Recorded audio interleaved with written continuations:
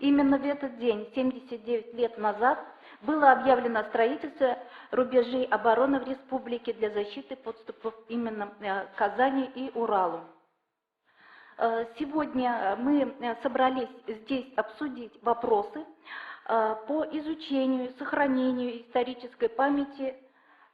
И участниками нашего круглого стола сегодня являются ученые, исследователи Чувашского государственного университета имени Ульянова. Это авторы новой книги, посвященной народному героизму «Подвиг тружеников Чувашии. Строительство Сурского и Казанского оборонительных рубежей». Андреев Олег Васильевич, кандидат исторических наук. Широкова Марина Александровна, тоже кандидат исторических наук. Ученые Чувашского государственного института гуманитарных наук Иван Иванович Бойко, доктор исторических наук, главный научный сотрудник исторического направления Касимов Евгений Витальевич, кандидат исторических наук, старший научный сотрудник исторического направления. Харитонова Валентина Григорьевна, кандидат исторических наук, ведущий научный сотрудник исторического направления. Также у нас присутствует председатель регионального отделения поискового движения России в Чувашской республике, член оргкомитета по проведению в Чувашской республике в 2021 году года, посвященного трудовому подвигу строителей Сурского и Казанского оборонительных рубежей, Шумилов Евгений Георгиевич.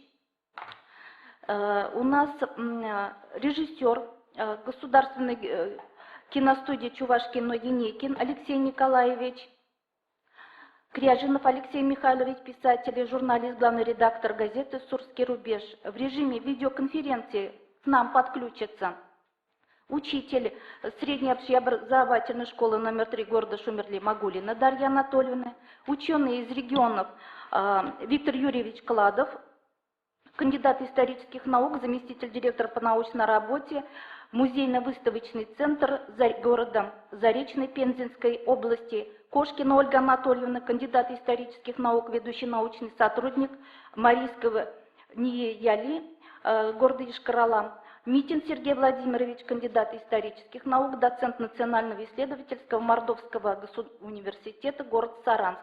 И, конечно же, сотрудники Национальной библиотеки Чувашской республики. Если задача ученых, исследователей – это подготовка документов, публикации на основе изучения архивных материалов, находок поисковых отрядов, то задача библиотеки – это доведение и популяризация ваших работ как достоверных сведений до широких слоев населения.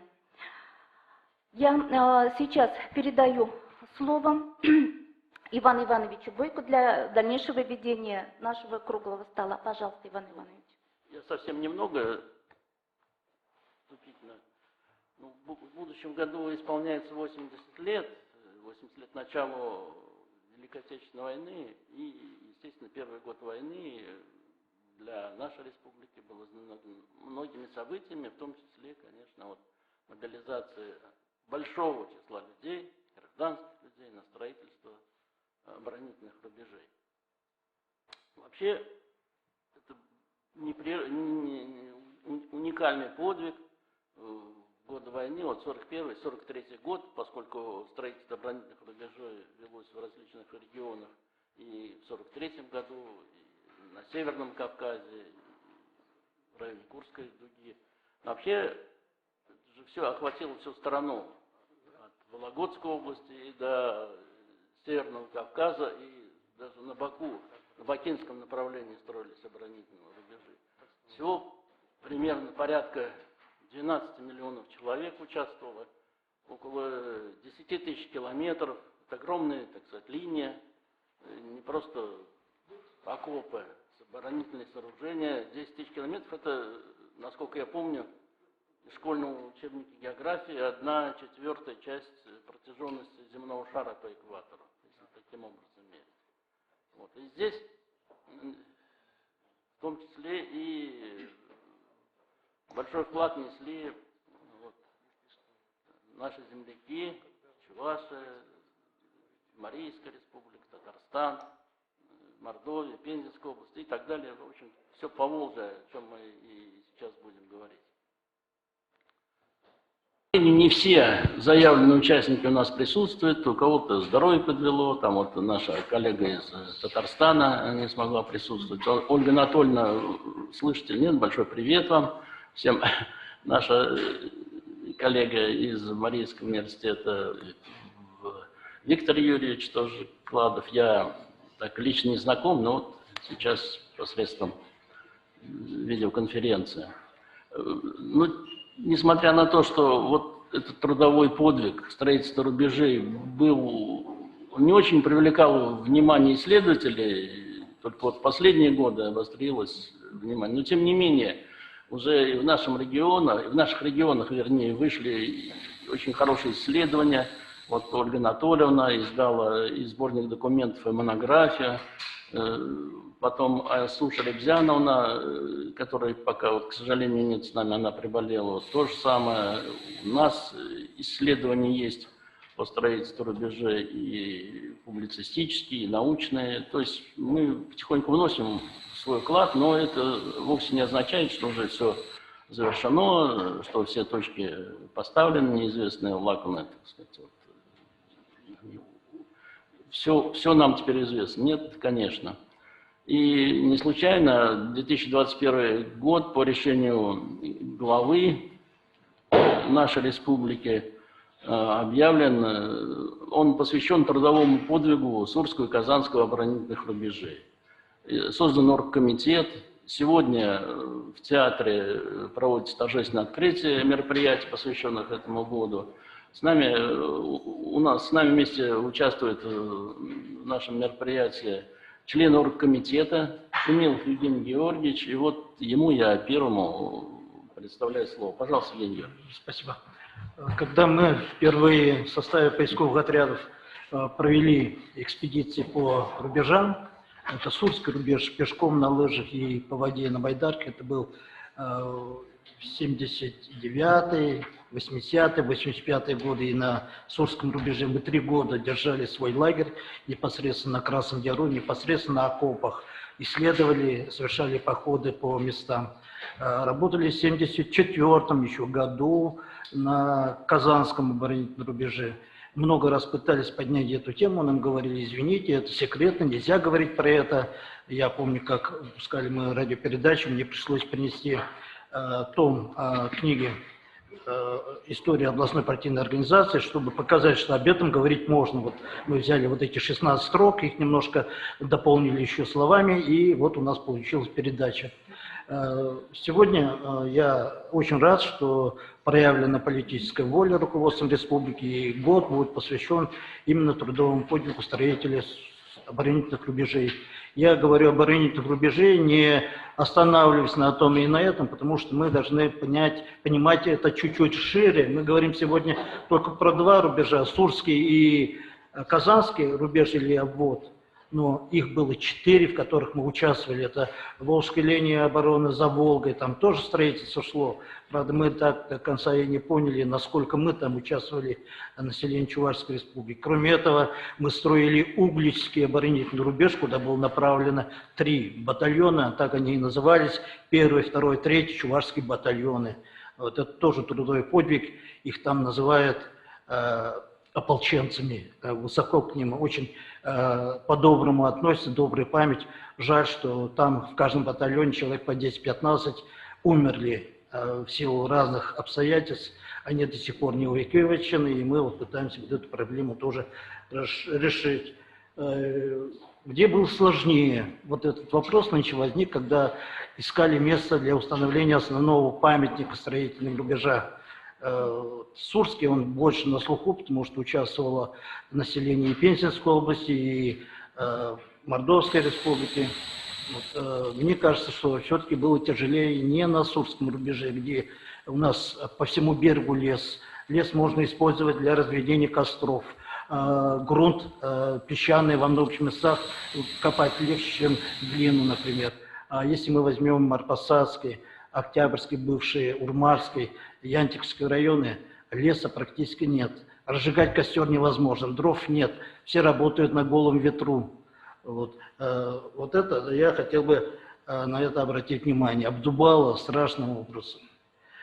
памятник федерального значения, я понял так, руководство все-таки остановилось на нашем предложении. Мы предлагали на пересечении реки Средний Аниш и автомагистрали М7. 52 миллиона единиц автотранспорта проходит каждый год, в течение года. Представьте, сколько людей будут видеть и запомнить. Это единственное место, где на дороге будет установлен памятник такого масштаба и такого направления. Дальше, восточнее, больше рубежей у нас не было и нет.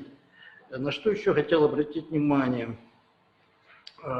Сегодня очень много организаций занимаются, и мы с вами занимаемся исследованием трудового подвига строителей рубежей. И очень много участвует в этом школ, других образовательных учреждений. Очень часто мы немножко уходим от исторической правды, основываемся на легендах. Одна из легенд говорит о том, что строили 40-градусные морозы. Но среди наблюдений 13 метеостанций в авиационных частях, расположенных на территории республики во время войны, это не зафиксировано.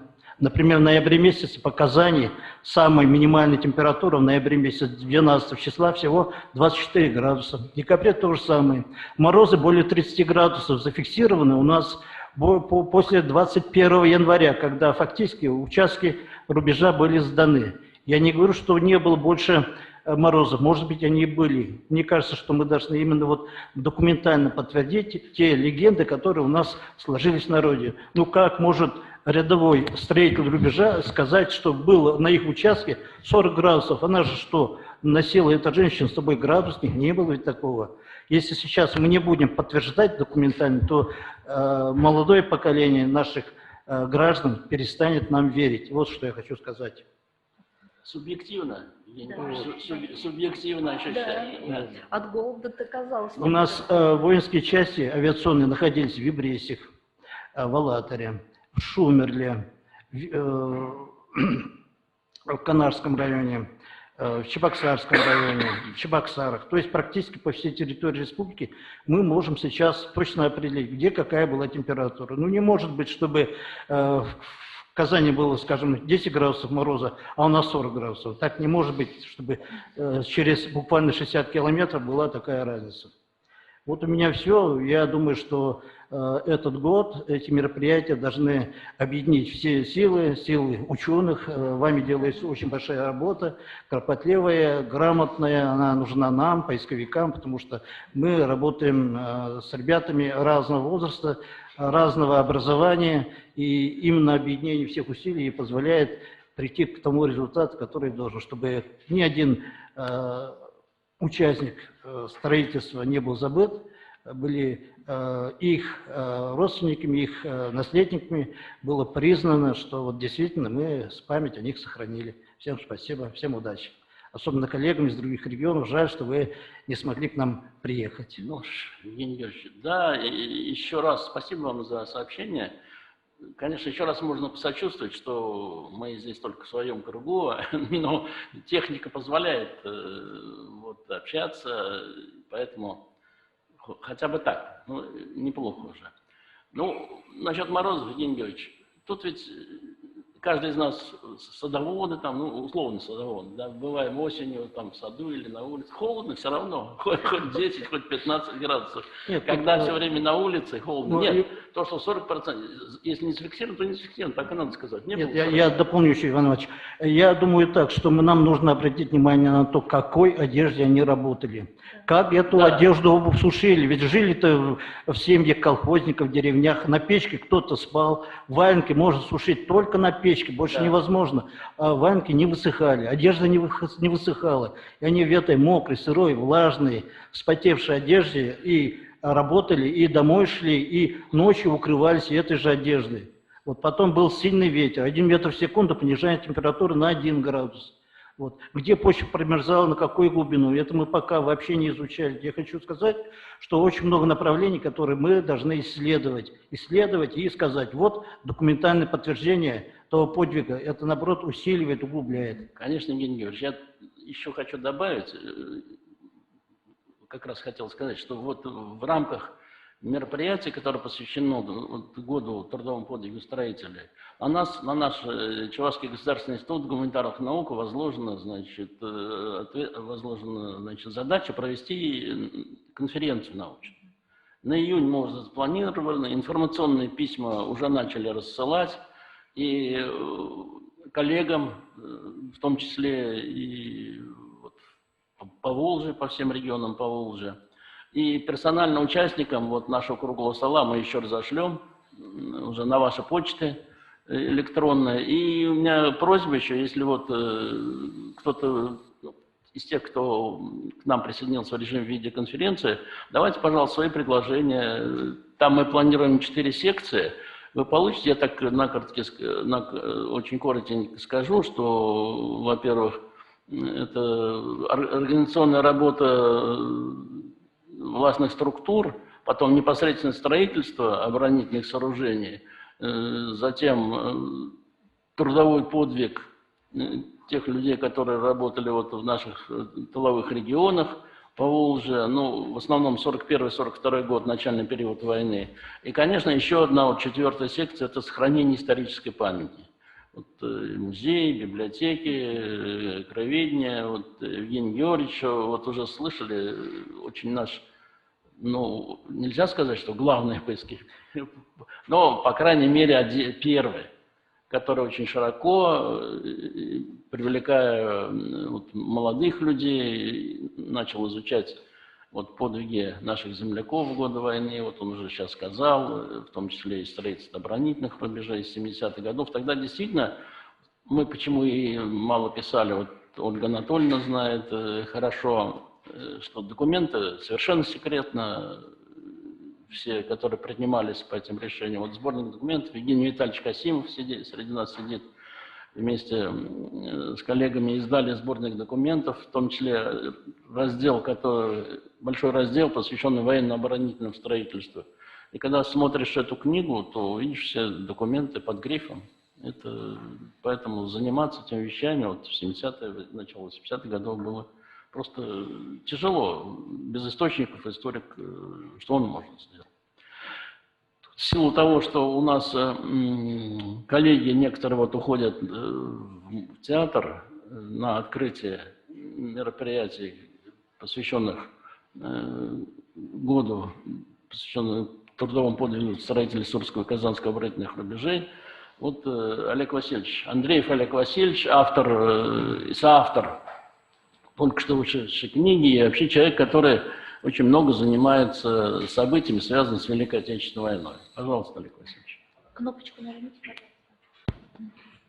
Добрый день всем участникам сегодняшнего торжественного мероприятия. Это очень важное событие в истории нашей республики, и всех тех, которые помнят прекрасно, и те, которые являются наследниками поколений победителей. И, соответственно, прежде всего, я выражаю благодарность этому поколению, тем более представителями этого поколения были мой отец Андреев Василий Андреевич. Ему было именно в ноябре месяце неполных 16 лет, 5 декабря только 1941 года ему исполнилось 16 лет. И, соответственно, Андрею Сергеевичу, моему деду. Так вот, они в начале ноября тоже были мобилизованы на строительство Сурского оборонительного рубежа. Этому поколению мы благодарны. Я благодарю за предоставленную возможность выступить сегодня. Подготовлена сегодня серия слайдов. Хотелось бы, чтобы вот слайды были представлены. Долго мы шли к этому событию, торжественному мероприятию, что наконец-то удалось нам выработать комплексный подход к увековечению памяти подвига строителей Сурского и Казанского рубежей. По сути, если мы говорим о единстве фронта и тыла, то, соответственно, и самоотверженный труд в тылу – это такой же подвиг, как подвиг наших отцов и дедов на фронтах Великой Отечественной войны. И увековечение памяти о подвиге тружеников тыла и в целом увековечение памяти поколений победителей не носит какой-то одноразовый характер. По сути, это целый процесс, и наглядным подтверждением тому служит как раз и указ президента Российской Федерации о том, чтобы 2020 год был сделан годом, объявлен годом памяти и славы. И, по сути, логическим продолжением этого события, этого решения стало решение нашего руководства в лице главы республики Олега Алексеевича Николаева, а указ подписан 9 мая 2020 года об объявлении следующего года, года памяти о подвиге строителей Сурского и Казанского рубежей. Это очень замечательно.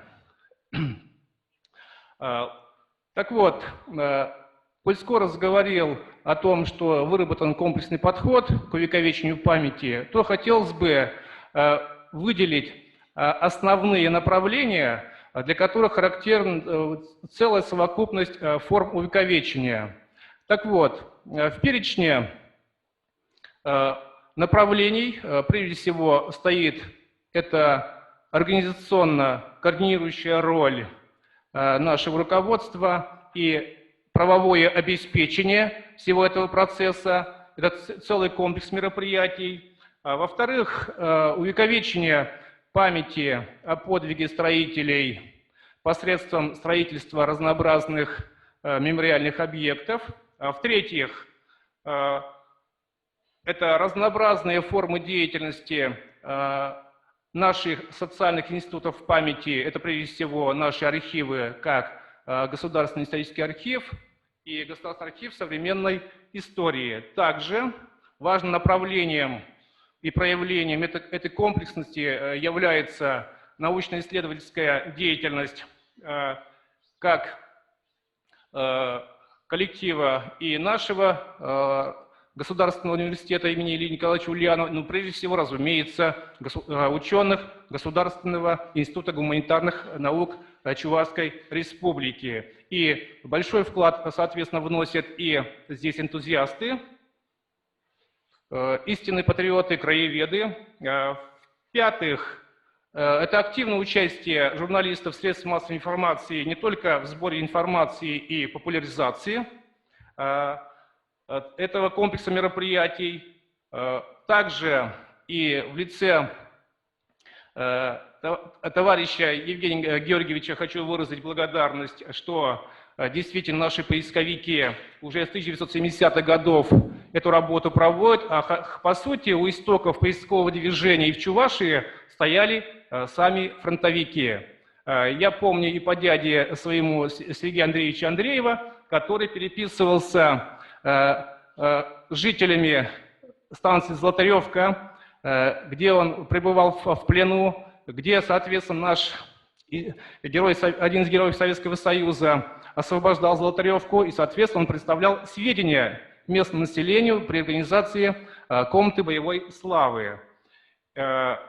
И восьмое – это участие общественных организаций, и прежде всего ветеранских, в увековечении памяти и о строителях Сурского и Казанского рубежей. Так вот, что касается первого, организационно координирующей деятельности органов государственной власти.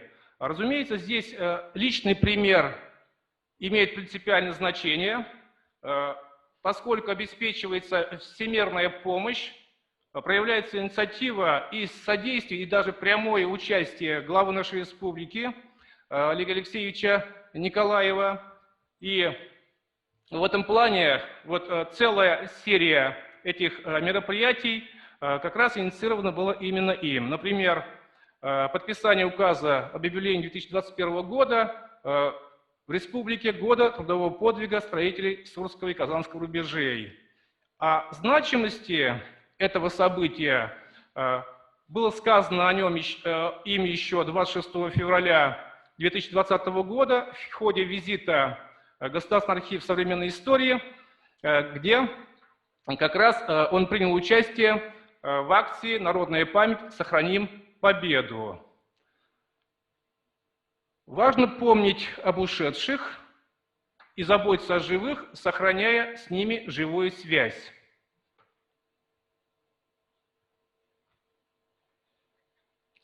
Так вот, 9 мая 2020 года глава нашей республики имел видеосвязь, общался как раз с представительницей того поколения, которое участвовало в строительстве Сурского оборонительного рубежа.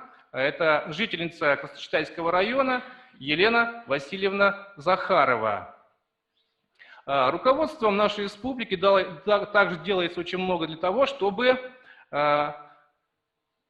более доступна стала всему населению информация об этом процессе, об этом событии, и поэтому очень важное значение имело событие. Это 25 июня 2020 года состоялось заседание Координационного совета при главе Чувашской республики по патриотическому воспитанию граждан Российской Федерации в режиме видеоконференции. Так вот, решением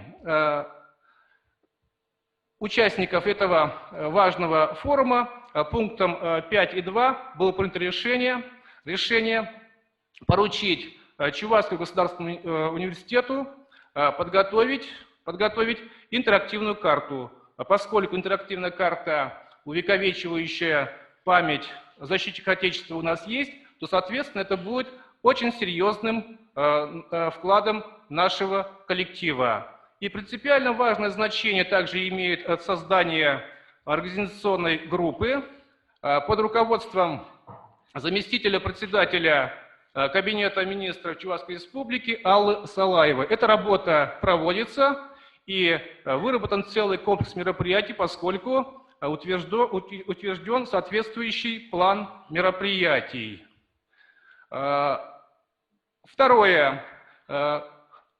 Это процесс увековечения коллективной памяти, коллективного подвига и, разумеется, личностный вклад. Это прежде всего руководители партийные, государственные, советские, хозяйственные нашей республики, увековечение памяти о них. Так вот, в этом плане очень важно то, что и в нашей республике начали строить мемориальные объекты. В частности, 4 мая 2010 года на границе Октябрьского и Карабашского сельских поселений Марийско-Посадского района состоялось торжественное открытие обелиска в честь Казанско-Сурского оборонительного рубежа. Это очень примечательно. Кроме того, в 2010 году был установлен памятник труженикам тыла на холме у села Янтиково, Янтиковского района, где начинался рубеж. Кроме того, ведется работа по разработке специального проекта по созданию музея под открытым небом. Кроме того, в других районах, в частности, в селе Порецком, также открыт памятник строителям Сурского рубежа. Такое торжественное мероприятие состоялось 9 мая 2015 года. Также было открытие в деревне Мокрый Канавского района 22 октября 2020 года. Очень важное мероприятие, торжественное открытие стены памяти.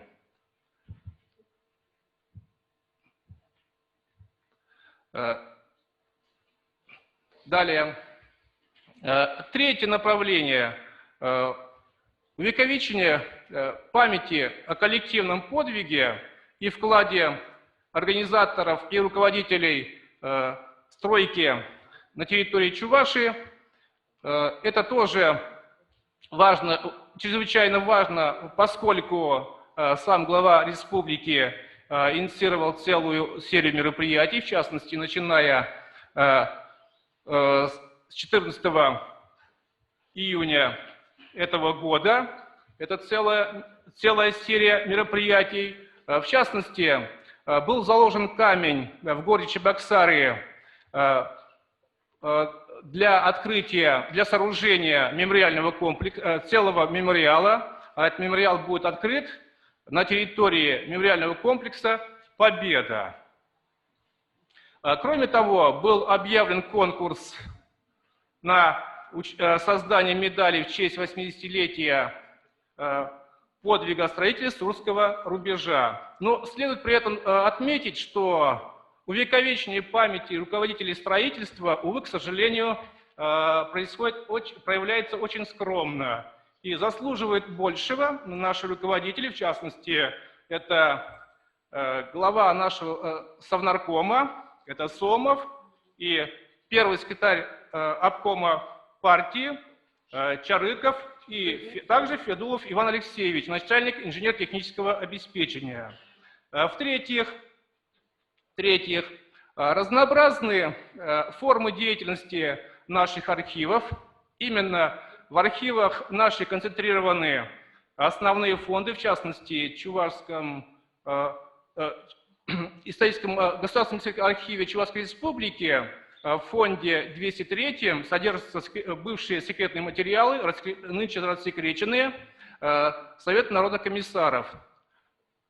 Эти документы сейчас пущены в широкий научный оборот. Кроме того, большое количество документов содержится в фондах, хранящихся в Государственном архиве современной истории. Эта работа по их выявлению и систематизации в настоящее время активно ведется. И вот в этом плане очень большое значение имеет сборник документов «Неизвестная война. Секретное постановление Совнаркома Чувашской ССР». Этот сборник был выпущен к юбилейной дате, к 65-летию со дня победы в Великой Отечественной войне. И в этом сборнике как раз вошли документы директивного характера. Что касается вклада Государственного архива современной истории, помимо того, что ведется работа и с районами, коль скоро очень большое количество запросов документов, касающихся роли населения районов в строительстве оборонительных рубежей, с ними большая работа ведется. Также ведется очень большая работа по организации проведения тематических уроков. В частности, в День знаний во многих образовательных учреждениях такое мероприятие в республике прошло. В качестве примера можно привести проведение открытого урока 1 сентября 2020 года в школе номер 10. Далее. На сегодняшний день проводится большая работа коллективами историков, краеведов, и в том числе и энтузиастами. Но прежде всего хочется отметить большой вклад ученых нашего ведущего института, Государственного гуманитарного института, поскольку именно ученые этого института, в частности, это Дмитрий Анатольевич Захаров и Евгений Витальевич Касимов, он здесь присутствует, сумели за достаточно короткое время подготовить довольно-таки крупное издание под названием, под грифом «Секретно», неизвестные и малоизвестные страницы истории Чувашии времен Великой Отечественной войны. И вот они в этом сборнике использовали эти документы и дали им характеристику. Кроме того, хочется отметить большую роль заместителя директора Государственного исторического архива Федора Николаевича Козлова, который составил замечательный сборник «В тылу, как на фронте. Документы, воспоминания и статьи». Кроме того, считаю, что в этом году было настоящим событием года в нашей республике издание в 2 томах книги мемориальных объектов и воинских захоронений на территории Чувашии.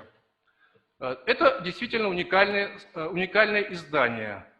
Но, разумеется, большое количество в наше время издается воспоминания. Ну вот, они представлены, в частности, Симсов, в частности, преподаватель, доктор наук, исторических наук Василий Дмитриевич Дмитриев тоже в этом процессе участвовал и соответствующим образом он отразил. Кроме того, вот вы видите, что очень большой перечень литературы, если группировать, это труды, которые посвящены строительству сооружений на территории Чувашии, а также труды многих авторов, которые посвятили вот свои исследования изучению Сурского и Казанского рубежей, это на сегодняшний день очень большой перечень. И мы им благодарны, что они дают возможность таким образом довести до сведения как специалистов, так и населения, получить на должном уровне информацию. Ну, кроме того, в настоящее время проводится активная работа по организации проведения презентаций этих книг. Таким образом, в нашей республике на сегодняшний день проводится очень большая работа, действительно комплексный подход к увековечению памяти строителей Сурского и Казанского рубежей. Вот такая информация. Спасибо, Олег Васильевич. Но мы сразу же передаем слово Марине Александровичу Широковой.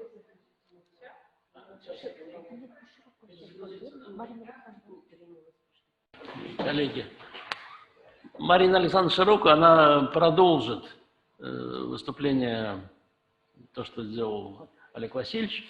Они вместе много работают как раз по этой теме. Вот Здравствуйте, недавно... уважаемые коллеги. Очень приятно, Лилия. что у нас сегодня мероприятие состоялось. Пожалуйста. Я тороплюсь, даже вас перебила, извините, пожалуйста. Нормально. Осталось немножко дополнить. Тема мемориализации, она на самом деле очень интересная. И согласна с уже прозвучавшим здесь выступлением, что мы как историки должны выявлять какие-то белые пятна. И, соответственно, в плане изучения Сурского рубежа их еще достаточно много. Вот мемориализация пока на таком этапе изучения находится, что сложно какие-то этапы вычленить и так далее. И сейчас самое интересное время, как раз-таки, когда будут происходить все самые основные события в плане увековечения памяти. Так как архивы многие, точнее документы рассекречены, что-то у меня не переключается. Боюсь сломать. Я посильнее нажала. Радикальным путем пошел. Радикально. Угу. Остались у нас такие направления. Во-первых, это Краеведческий музей Чувашии. Когда я начала изучать эту тему, соответственно, поняла, что она на самом деле очень интересная. И Краеведческий музей Чувашии – это такой богатый кладезь, да, у нас того, что мы можем еще узнать на республиканском уровне о строительстве оборонительных рубежей. На данный момент, конечно, в музеях и вообще в плане Сурского рубежа большая проблема, естественно, с материальными предметами, по вполне понятным причинам, потому что археологические раскопки, естественно, не велись, от рубежей практически ничего не осталось. Но даже несмотря на это, наши краеведческие музеи могут и стараются, да и уже сейчас в них есть экспозиции, которые дают человеку, пришедшему, представление о том, как рубеж строился, да, даже вот что-то типа таких реконструкций.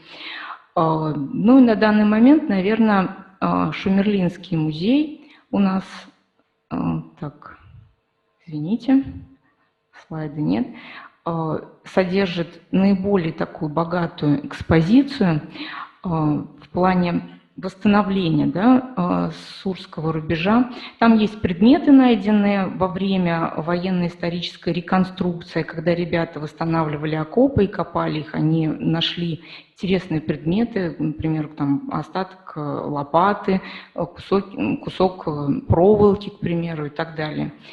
Понятно, что на данный момент вот эти предметы, они представляют большую важность, потому что редкие очень. В 2021 году Краеведческий музей Чувашии, наверное, все работают сейчас, да, над этим, чтобы представить экспозиции, посвященные Сурскому, Казанскому рубежам. И в следующем году, естественно, их экспозиции будут гораздо интереснее, да, в этом отношении. Из интересных экспонатов в музее еще хранятся в Музее воинской славы в Чебоксарах. И еще вот музей, забыла я, извините, в каком точно, рисунки людей, которые реально участвовали в строительстве рубежей. И, соответственно, они вот изобразили так, как они помнят, да, из своего детства. Вот это очень интересный момент. В Музее воинской славы можно посмотреть рисунок, такой есть. Потому что на данный момент для историка тоже проблема представить, как конкретно рубеж выглядел. Соответственно, ни фотографий, да, ни картинок, ничего такого не осталось. И рисунки участников строительства могут помочь в этом. По поводу реконструкции.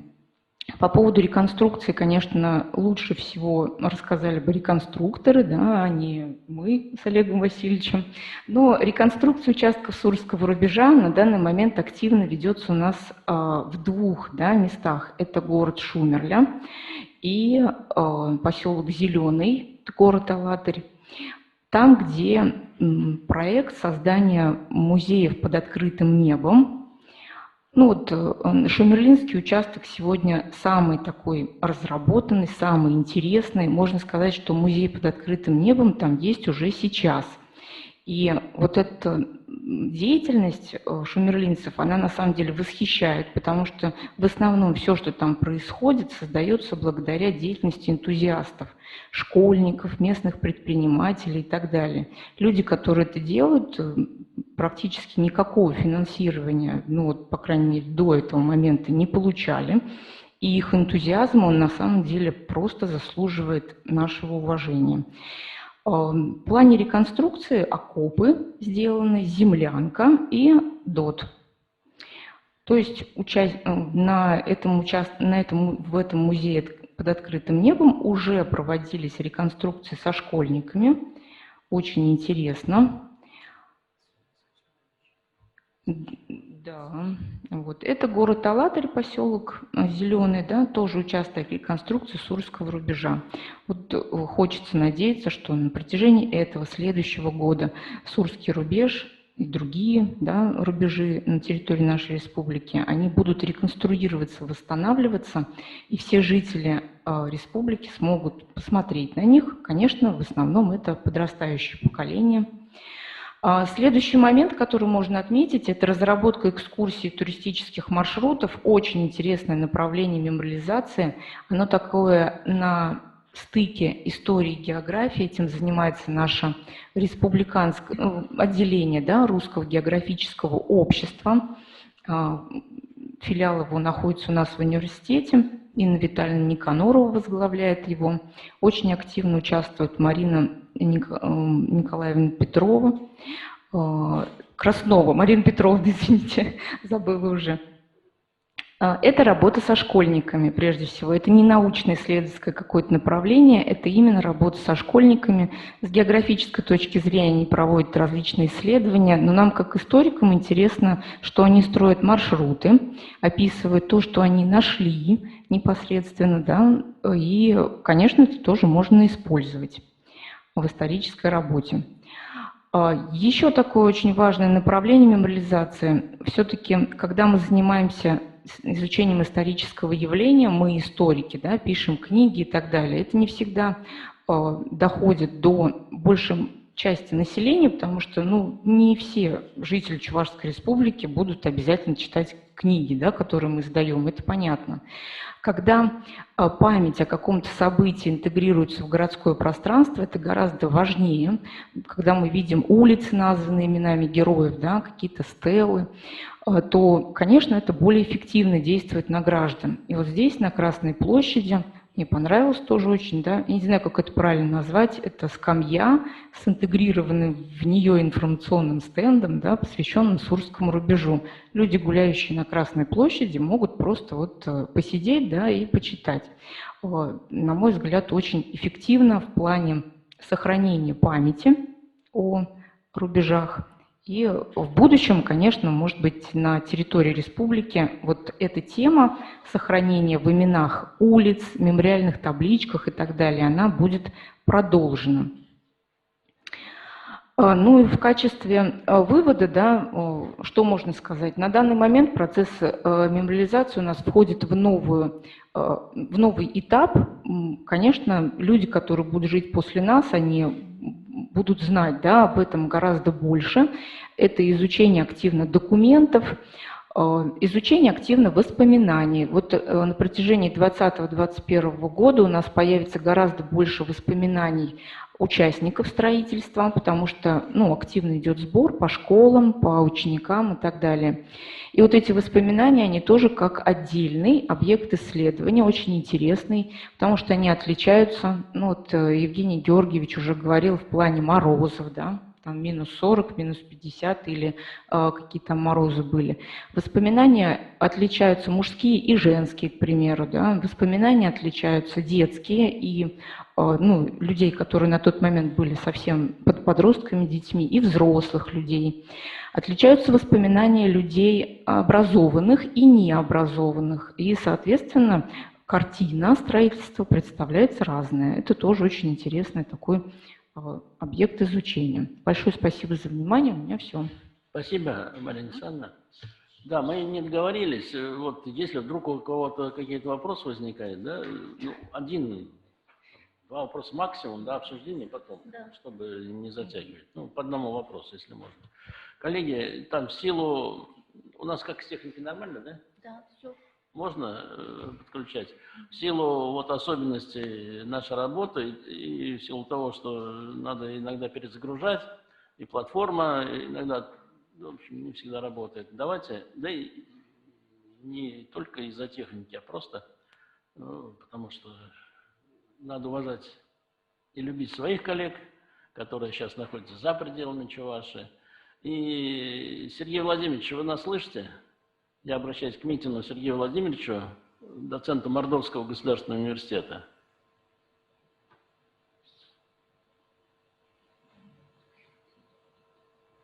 Так. Пока нет, да?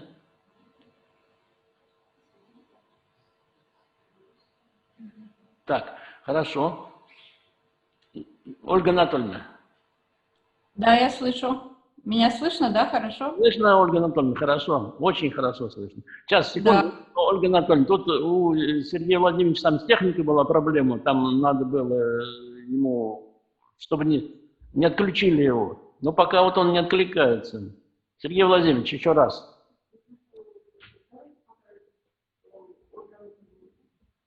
Хорошо, Ольга Анатольевна.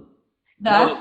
Ольга Анатольевна Квошкина, в программке написано, наша коллега, Марийский научно-исследовательский институт, заведующий отделом истории, ведущий научный сотрудник. Я уже говорил вначале, что вот она автор книги, составитель сборника документов, посвященных как раз строительству оборонительных рубежей.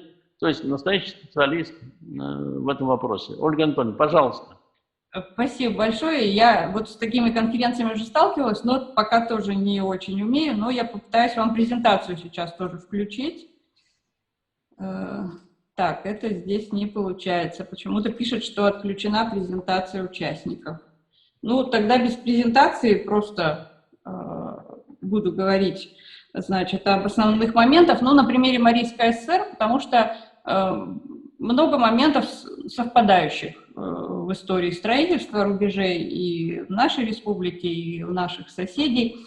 К слову, как раз о документах, вот тот сборник, о котором Иван Иванович говорил, да, последний мой изданный сборник документов, он был издан благодаря гранту, и благодаря этому гранту мне удалось поработать в московских архивах, и в фонде Государственного комитета обороны удалось достать несколько документов, рассекреченных как раз о строительстве оборонительных рубежей. И вот там, когда я просила их мне скопировать, была такая проблема как раз, они ранее все шли под грифом «совершенно секретно», и чтобы передать копию, нужно было обязательно поставить штампики, что рассекречено, да. Вот, к сожалению, не могу показать презентацию, вот не дает, да. Там бы я вам показала подлинник этого документа, потому что я взяла копии этих документов, но они там очень долго мне это делали, я уже уехала из Москвы, командировка давно закончилась, они оформляли вот эти штампики, потому что документ с печатью совершенно секретно, они копию выдать не имеют права. вот эти документы, они все оформляли как рассекреченные, и в итоге мне копии эти предоставили потом по электронной почте. Это в качестве небольшого вступления. Вообще, что касается оборонительного рубежа на территории Марийской республики, то наша республика строила оборонительный рубеж Волжский, который в документах вот ГКО последних, которые я нашла, называется Заволжский даже.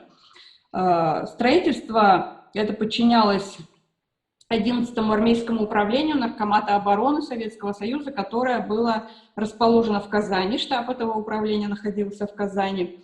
На территории нашей республики было создано 2 военно-полевых строительства. Штаб первого из них – это военно-полевое строительство номер 8. Оно находилось в Звениговском районе. И 9-е военно-полевое строительство на территории Горномарийского района. Самый первый приказ, который касался строительства именно в Республике Мариэл оборонительного, он так и идет, приказ номер 01 Управления оборонительных работ Наркомата обороны СССР.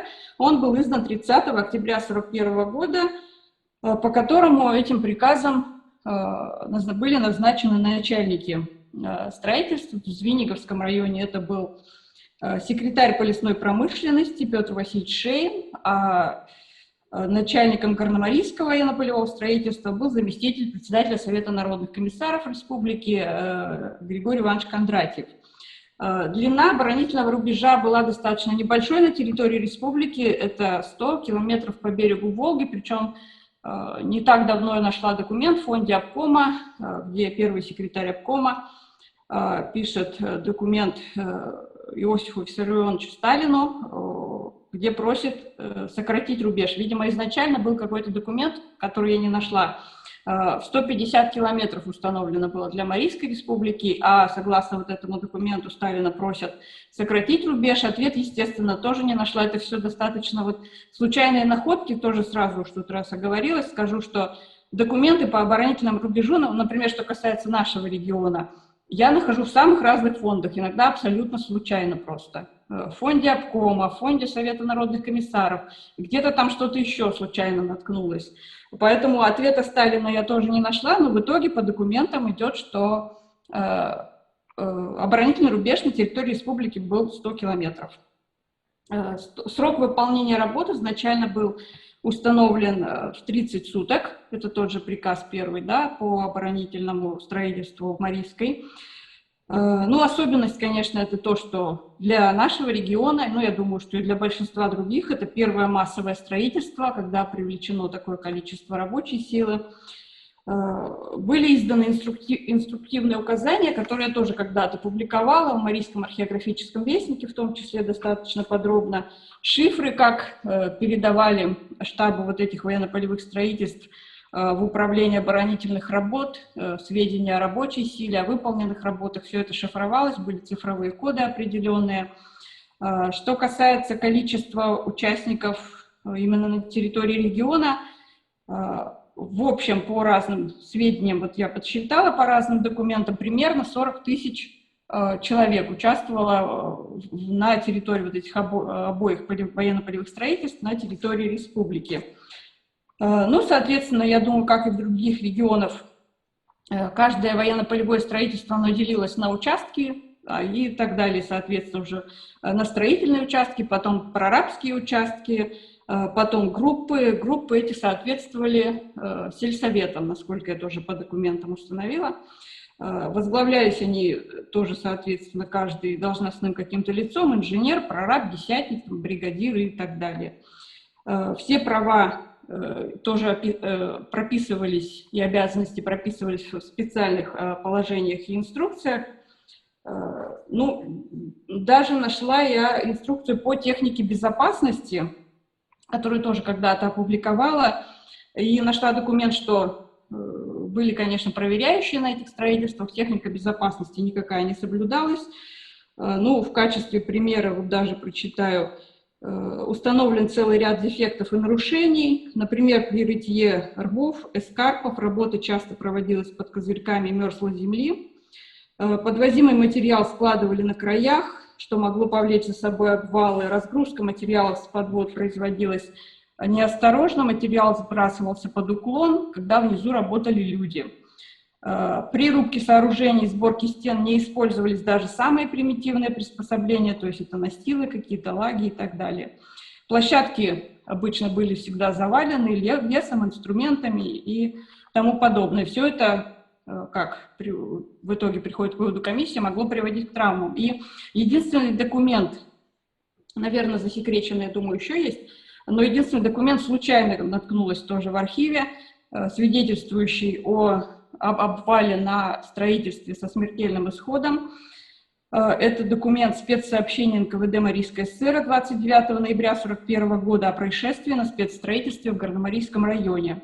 27 ноября сего года, соответственно, 41-го, около 16 часов неподалеку от пристани Дубовая на спецстроительстве оборонного значения произошел обвал, в результате которого убиты насмерть члены колхоза «Укорный» Шкаралинского района, Митрофанова 15 года рождения и Короткова 17 года рождения. Кроме того, 4 человека ранено. Для расследования данного факта на место происшествия выехал следователь прокуратуры. Но больше вот о гибели и смертности никаких документов пока мной не найдено.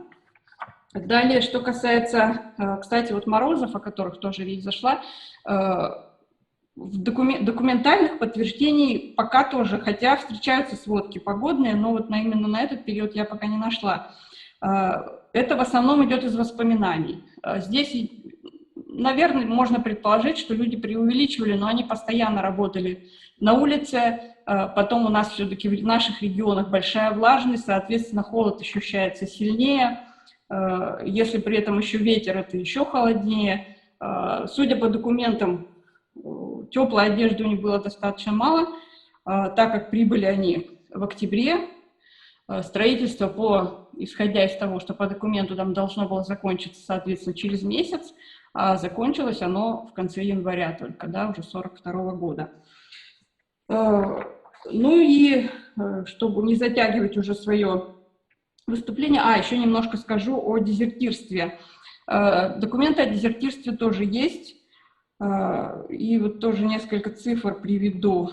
С оборонительных работ дезертировало 238 человек, обратно вернулись 160 человек, публично были осуждены 6 человек. И когда вот прошли эти публичные судебные процессы с выездом на строительство, дезертирство, судя по документам, прекратилось, ушедшие стали возвращаться. Но полностью этот процесс прекратить, конечно, не удалось. Позже было еще 10-15 процессов, и привлечено и осуждено 43 человека. Но несмотря, мне кажется, это уже мой даже вывод, на такие сведения, при таком количестве людей, в 40 тысяч человек, это все-таки были единичные факты, и большая часть людей в этих тяжелых условиях продолжала работать. Очень много отмечено и стахановских таких подвигов, да, например, колхозник Иван Сивцев, читаем в документе, при рытье котлована выбрасывал глыбы мерзлой земли до 64 килограммов весом.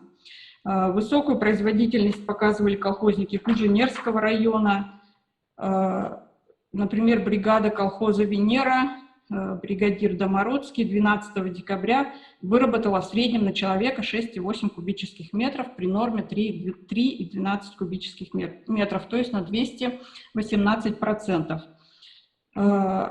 Ну и таким образом к январю уже 1942 года, несмотря на то, что было много дефектов, комиссия принимала эти сооружения, качество было признано удовлетворительным, и все законченные и незаконченные сооружения были приняты и переданы по специальным актам под охрану колхозам и сельсоветам. Ну и в конце еще тоже добавлю, уже такое немножко лирическое, эмоциональное, просто столкнулась, когда только начинала еще эту работу над оборонительными рубежами, это монография у меня вышла в 2013 году, а где-то, наверное, году в 2015 я выступала в РГГУ в Москве на конференции. Она такого немножко краеведческого плана была, и тоже с докладом по Волжскому оборонительному рубежу. И был такой комментарий из зала, что, ну, вроде эта тема интересна для краеведов, вроде рубеж-то не пригодился. Вот такой немножко комментарий был. И поэтому я закончу вот словами уже ярославского профессора, доктора исторических наук Виктора Тихоновича Анисков. Очень понравилась фраза, особенно в связи с тем вот впечатлением. Он писал: «Все это ныне непостижимо с помощью лома, лопаты, кирки, тачки, костра против промерзшего грунта. И не надо сетовать на то, что построенные в срок оборонительные рубежи не пришлось использовать по прямому назначению». То есть, естественно, строительство и Волжского, и Сурского оборонительного рубежа – это героические страницы в истории не только наших регионов, но и в истории всей страны в целом. И сразу уже, Иван Иванович, если можно, насчет вот конференции, мне передали из нашей приемной уже письмо информационное. У меня просто предложение, насколько это возможно. Конференция названа «Строительство Сурского и Казанского оборонительных рубежей». Дело в том, что Казанский рубеж, это мы разговорно так говорим, это Казанский обвод вокруг города Казани. Республика наша, например, и Татарстан, мне кажется, хотя тут я не могу точно утверждать, не строили Сурский рубеж, мы строили Волжский рубеж. Может быть, называть конференцию «Строительство Сурского и Волжского оборонительных рубежей», потому что Казанский обвод – это часть Волжского рубежа. Спасибо. Спасибо, Ольга Анатольевна, вот, за интересное сообщение. Вот, значит, о предложении, да, вот в чем. Нам название конференции спустили сверху. Да, я по документам уже поняла, вот по презентации. Вот. Но, тем не менее, да, если пока только идет предварительная работа, подготовка, то есть я думаю, что обратная связь может быть, мы можем обратиться к вышестоящим начальникам, чтобы уточнить название конференции, чтобы быть больше в научных данных. Спасибо за предложение, Ольга. Спасибо. Я думаю, мы увидимся и до конференции, и на конференции. Да, надеемся. Спасибо. Спасибо большое еще раз. Так, еще одна попытка связаться с Митиным Сергеем Владимировичем. Сергей Владимирович, слышите нас, нет?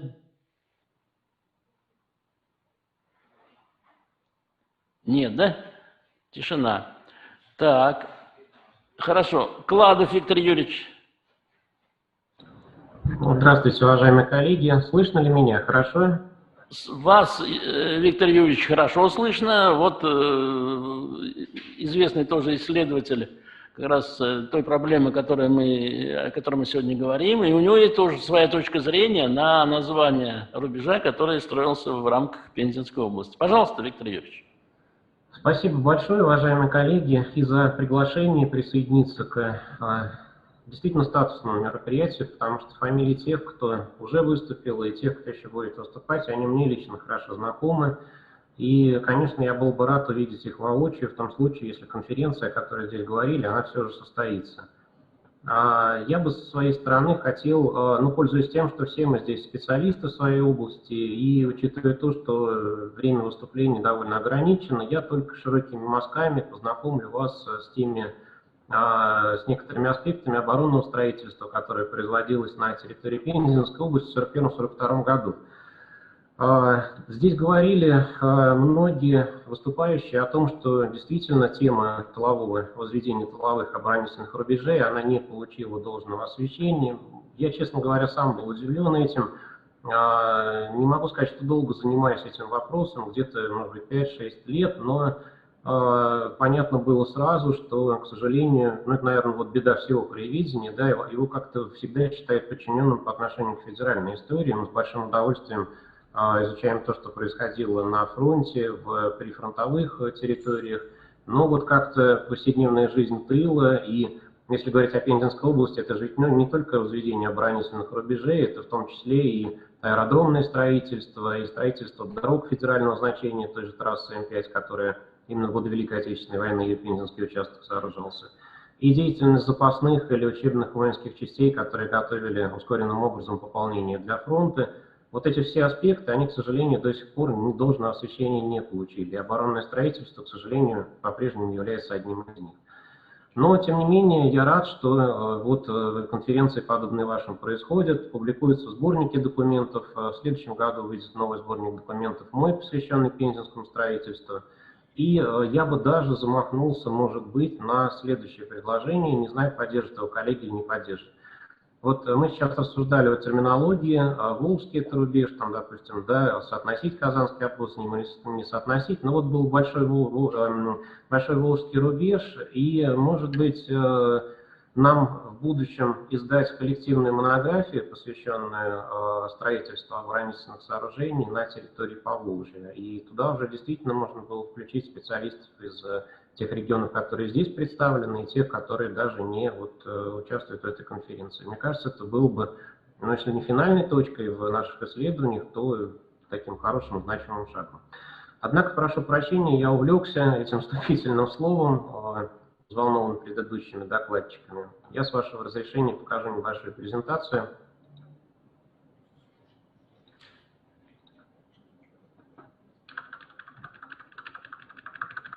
Так, сейчас немножко я ее перелистаю на начало. Но не буду утомлять предисловием. Все вы знаете, что эти оборонительные рубежи сооружались благодаря постановлению Государственного комитета обороны от 13 октября 1941 года. Создавалось Главное управление оборонительного строительства, началось формирование саперных армий, и применительно к Пензенскому региону это 6-я саперная армия, центром ее была Пенза.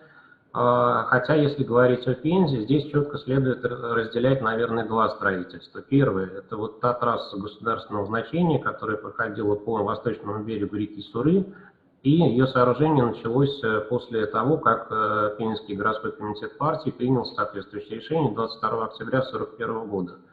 Однако в дальнейшем, после проведения рекогносцировок самыми разными специалистами и пензенцами, и теми, кого присылала Москва, было принято решение о возведении дополнительных сооружений на подступах к Пензе. И у нас 28 ноября принимается вот следующее решение Комитета обороны о строительстве 3 линий оборонительного обвода Пензенского и о сооружении в 40-50 километрах к западу от Пензы еще одной линии обороны, довольно протяженной. Нужно сказать, что вот таким образом это выглядело с привязкой к карте, то есть красным цветом как раз выделен Пензенский участок реки Суры. Но здесь нужно сказать, что не весь он подвергся укреплению. Начиналось все, вот где цифра 1 у нас, да, это Лунино, поселок Лунино, это где-то в 20 километрах к югу от границы Пензенской области, и заканчивался уже вот туда, ближе к Саратову, в районе Петровска.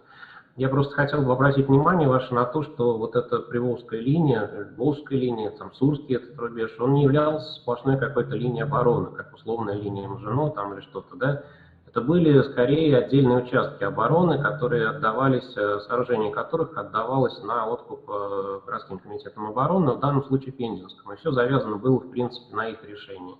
И вот Пенза уже, как я говорил, дополнительно приняла постановление об укреплении подступов к ней.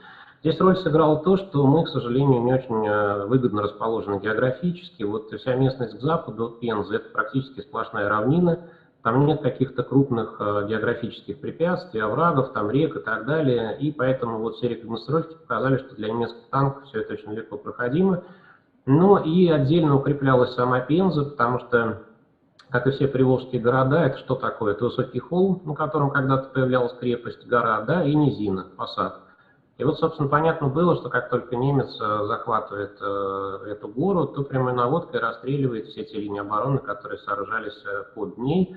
Поэтому решение, которое в документах прослеживается, оно было следующим, что, скорее всего, Пензу придется сдать, но, безусловно, после ожесточенных боев. Однако все население Пензенской области мирное, оно должно было в случае подхода неприятеля быть эвакуировано за восточный берег реки Суры, туда на отдаление десятков километров, а Сура должна была стать как раз последним рубежом обороны. Предполагалось минирование, скрытое минирование этого ледового покрова, и, ну, собственно, когда танки появились бы там, планировалось их подорвать, в общем, Суру сделать таким вот неприступным рубежом. Сооружались, конечно, свои, ну, то есть были свои планы обороны. В Государственном архиве Пензенской области карты и схемы соответствующие сохранились. Если нужно будет коллегам, я пришлю их в лучшем разрешении. Здесь, в частности, речь идет о схеме противотанковой обороны. Ну, конечно, боялись больше всего танков. Хотя, если говорить о Пензенском обвозе, то это 3 вида, наверное, сооружений оборонительных. Это эскарпы и контрэскарпы, это противотанковые рвы и укрепленные позиции. Значит, что касается планов, конечно, планы колоссальные были. Вот то, что озвучено в стенограммах заседания Пензенского обкома, это, вот они перед вами, эти цифры ключевые, 450 километров только рвов, да, не считая огневых точек, землянок и так далее. Причем здесь речь шла именно в первую очередь о строительстве, в том случае, если сооружать все по уму, да, что называется, полностью, то здесь предполагалось увеличение работ еще в 3 раза, потому что многие виды не были просчитаны. Зато было очень хорошо просчитано то количество населения, которое подлежит мобилизации. И вот пример документа Пензенского: не было ни одного учреждения, да, предприятия, в котором не были бы взяты на учет все работоспособные сотрудники, и которому не был спущен план по выводу ежедневному на оборонительные работы. Это не только, собственно, рабочая сила, это еще и политруки, но, естественно, в первую очередь числа более-менее грамотных специалистов. Это не секрет для вас, что строительство производилось в основном силами стариков, женщин и детей, то есть тех, кто не был призван на фронт. И вот мы говорим о том, что очень мало сохранилось фотографий того, как все это производилось, понятно, режим секретности и так далее. Но это вот единственное из немногих. Это на подступах в Пензе как раз сооружение одного из рубежей. Вот, видимо, стоят военные саперы, наблюдают за этим, они производят трассировку, обозначение того, где что будет должно сооружаться, и те мирные жители, которые возводят рубежи. Повторюсь, может быть, да, что основными видами тех оборонительных сооружений военно-инженерных, которые предполагались, это противотанковые РВ, это минные поля и вот эскарпирование берегов реки Суры, ну, кроме того, огневые точки ДОТа и ДЗОТа. Я, забегая вперед, скажу, что мы проводили полевые исследования тех районов, где осуществлялось это строительство. К сожалению, ни гвоздика, ни кирпичика найти не смогли, но вот несколько местных жителей говорили о том, что доты последние были взорваны буквально в 70-е годы, и вот до этого времени они еще помнят, что они оставались, мальчишками они здесь играли. Это распространенная, наверное, история, это практически в каждом регионе все тоже. Прекрасно знали о сооружении этого рубежа немцы, я мог бы отдельно говорить о тех планах, которые они строили на взятие Пензы, но вот в частности аэрофотосъемка немецкая, да, это как раз старица Суры. И вот видите, если белая такая жирная черта проходит по берегам, это как раз тот рубеж, о котором мы говорим. То есть они отмечали наиболее укрепленные участки строительства, они, конечно, все это видели. Пенза являлась таким довольно важным транспортным центром, и значимость повышалась в том числе и в период Сталинградской битвы, да, и мы опять же находились на пути к запасной столице Куйбышева, то есть, ну, нас они изучали досконально. Также не будет секретом для вас, что планы это одно, но в силу того множества трудностей, с которыми приходилось сталкиваться во время строительства, вывод работ, он не соответствует этим планам заявленным. Вот как раз только лишь одна из проверок, осуществленных в ноябре 1941 года, посмотрите, ну, 50%, да, в целом по Пензе работает, и несмотря на то, что подлежит мобилизации довольно большое количество людей, ну вот процент вывода невелик по отдельным районам. Но, тем не менее, если говорить об абсолютных показателях того, что удалось соорудить к этому времени, вот в Центральном архиве Минобороны там попадались мне документы отчетные 6-й саперной армии о количестве работ, произведенных ими. То есть, в принципе, согласитесь, довольно значительный вклад. Но если говорить о показателях иного рода, да, то в целом следует признать, что, ну, например, Пензенский обвод тот же самый, он был закончен буквально на, там, если брать разные виды сооружений, на 9, на 10, на 15%. И вот схема отчетное сооружения этого обвода, да, посмотрите, здесь красными цифрами, красными линиями выделены те участки обороны, на которых даже не начались работы. И они, в общем-то, доминируют. А вот черным цветом выделены те участки, которые завершены к этому времени были. И нужно сказать, что сооружение обвода закончилось раньше, это, ну, там 28-30 ноября, 41 декабря, прошу прощения, в зависимости от того, как вы дату считаете правильной, а 17 января закончилось сооружение работ по реке Сури. В общем, даты тоже, наверное, близкие вам. Ну и напоследок, время истекает конференции, все-таки хочется сказать, что впереди действительно очень много неизученных вопросов, неисследованных. Ольга Анатольевна говорит, что совершенно чудесным образом всплывают какие-то документы, но даже из общедоступных источников, например, мы считали, что сооружением этих рубежей на территории области занимались только партийные организации местные и вот военные саперы.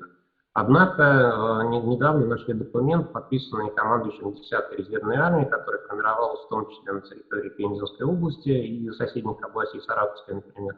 И вот он, например, когда формирование ее шло в ноябре, он тоже производил реконструкцию местности, он встречался с руководителями заведений Пензенского рубежа, и он говорит о том, что рубеж довольно слабенький, и, в общем-то, необходимо соорудить там в 50-70 километрах к востоку от него еще одну линию обороны, которые уже должны занять части вот этой самой 10-й армии, которая ему подчиняется. И это еще одно из новых направлений, которым мы предметно сейчас займемся. В конце ноября эта армия уже была отправлена на фронт, к сооружению рубежей так и не приступили, но вот многое понять с точки зрения тех оперативно-тактических планов, которые отводились Пензенскому региону в оборонительном строительстве, конечно, это вот помогает. Поэтому, уважаемые коллеги, на этом, наверное, позвольте завершить. Я с огромным удовольствием ответил на ваши вопросы, побеседовал с вами лично, но формат, наверное, не очень позволяет это сделать. Спасибо вам большое еще раз за участие и, собственно, всегда ваш. Демонстрацию останавливаю. Спасибо, Виктор Юрьевич, за интересное сообщение и за предложение. Вот у нас по названию уже Ольга Анатольевна дала предложение. Вот Виктор Юрьевич по монографии. Но я так полагаю, что мы, если, конференция у нас, я думаю, состоится, пусть даже в режиме онлайн, если все зависит от эпидемиологической обстановки, но сборник статей мы обязательно публикуем. А насчет монографии, да, я вижу здесь выход только если грант РФФИ удастся выиграть. Вот надо коллегам, кто непосредственно занимается вот этими проблемами, вот наша из Казани коллега Кабирова Слуша Ребзяновна. Ольга Анатольевна, вы слышали, да, предложение Виктора Юрьевича насчет монографии? Да. Неужели слышно все, да? Сергей Владимирович, секунду.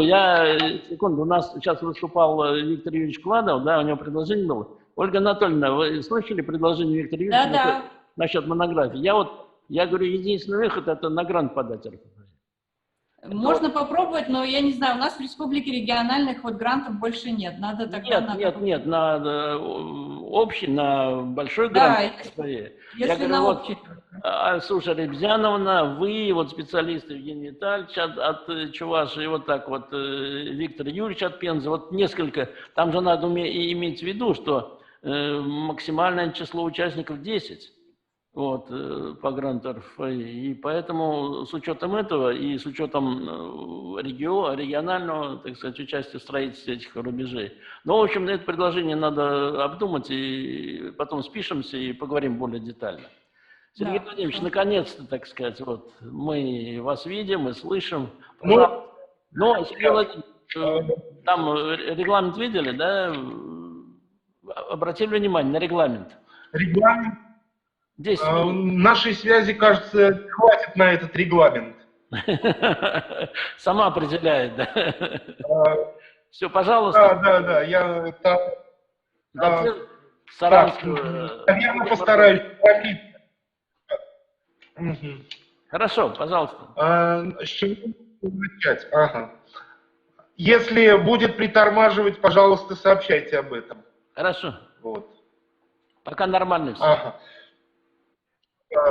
Да. В августе-сентябре 1941 года я документы нашел такие, что в августе-сентябре 1941 года положение на фронтах складывалось таким образом, что в Мордовию, в обком приходили такие документы, что СССР может стоять на грани поражения. Вот. Такая смелая фраза была, употреблялась в документах. И кроме этого, в 1941 года многие тыловые области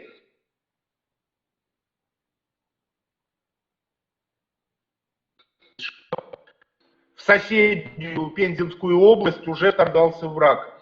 Я смотрел этот вопрос, несколько областей, несколько районов немцы захватывали на короткий период времени в Рязанской области, которая граничит с Мордовией. То есть понятно, какая ситуация складывалась. 5 октября Государственным комитетом обороны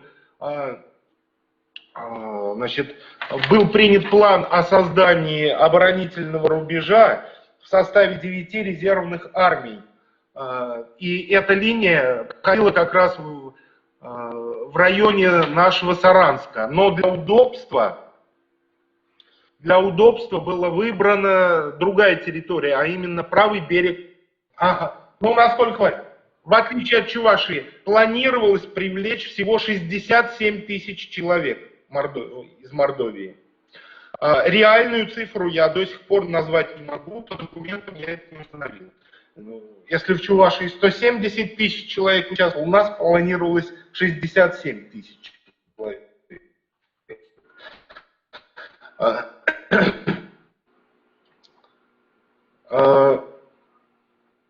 Планировалось также и предусматривалась любая мелочь, вот такие вот цифры.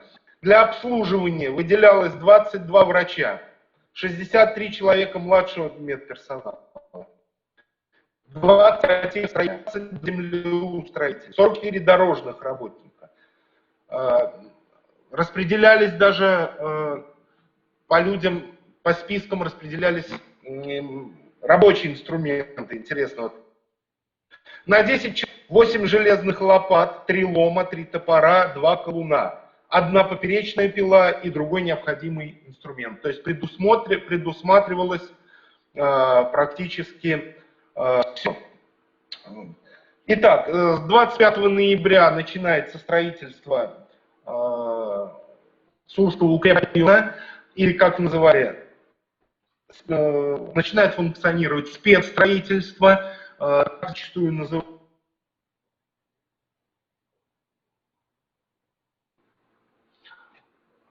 Об условиях, в общем-то, работы на данном спецстроительстве. Так. Суточный объем работ был следующим, и он был довольно-таки большим. Выработка для мужчин составляла 2 кубометра в день. 2 кубометра в день земли, а для женщин 1,75 кубометра в день.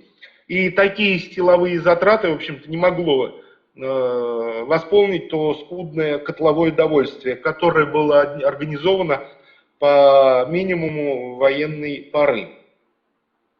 На документах по продовольственному обеспечению, в общем-то, звучит неплохо. Слышно? Да. Ага. В документах указано, что на одного работающего было распределено 80 грамм мяса, 1 килограмм хлеба, 100 грамм крупы, 20 грамм масла,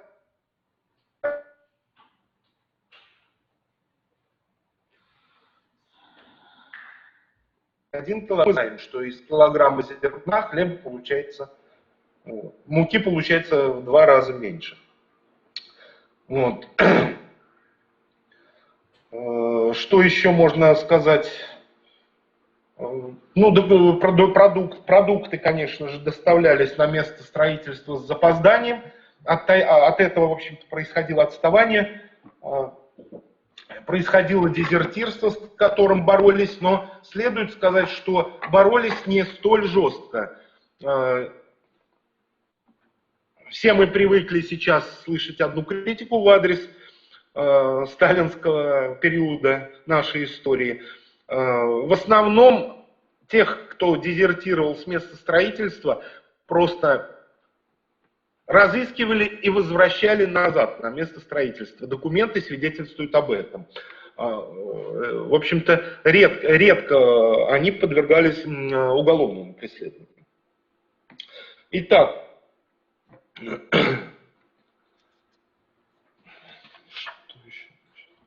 ну и, конечно же, в чем особенность данного строительства, что основную массу работающих составляли женщины, а мужскую половину представляли лишь подростки, не достигшие призывного возраста, и пожилые люди, приближающиеся к 60 годам крестьяне. Подростки выполняли в основном транспортную работу на лошадях, перевозили лес, продукты, выполняли различные поручения. Что касается строительства, еще скажу, что первые 20 дней работа шла не быстро, не хватало то одного, то другого.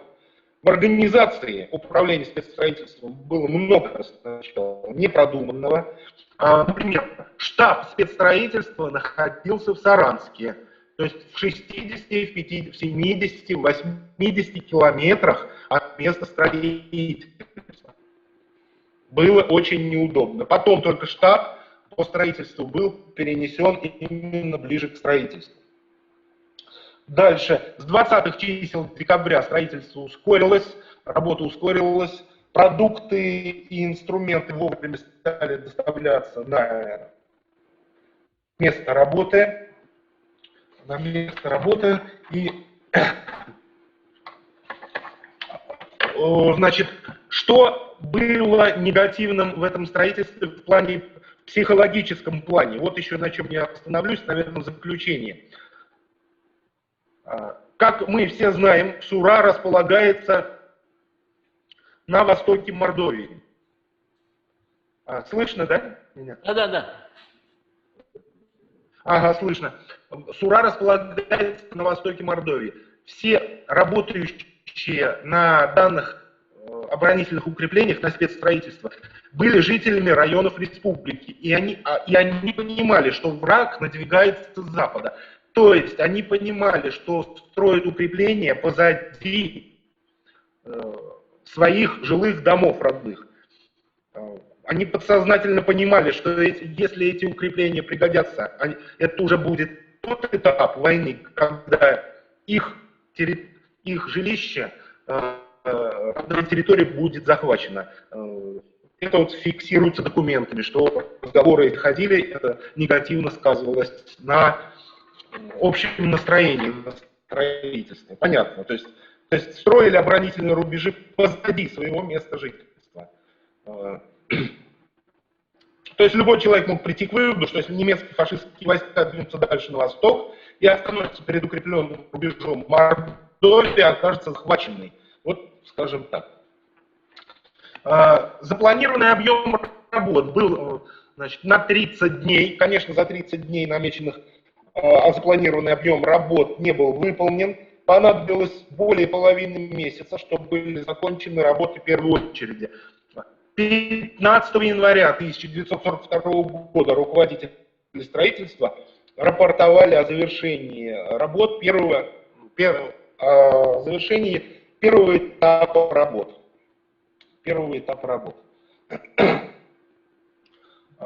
Как рапортовали? Тоже интересно, я в документах нашел.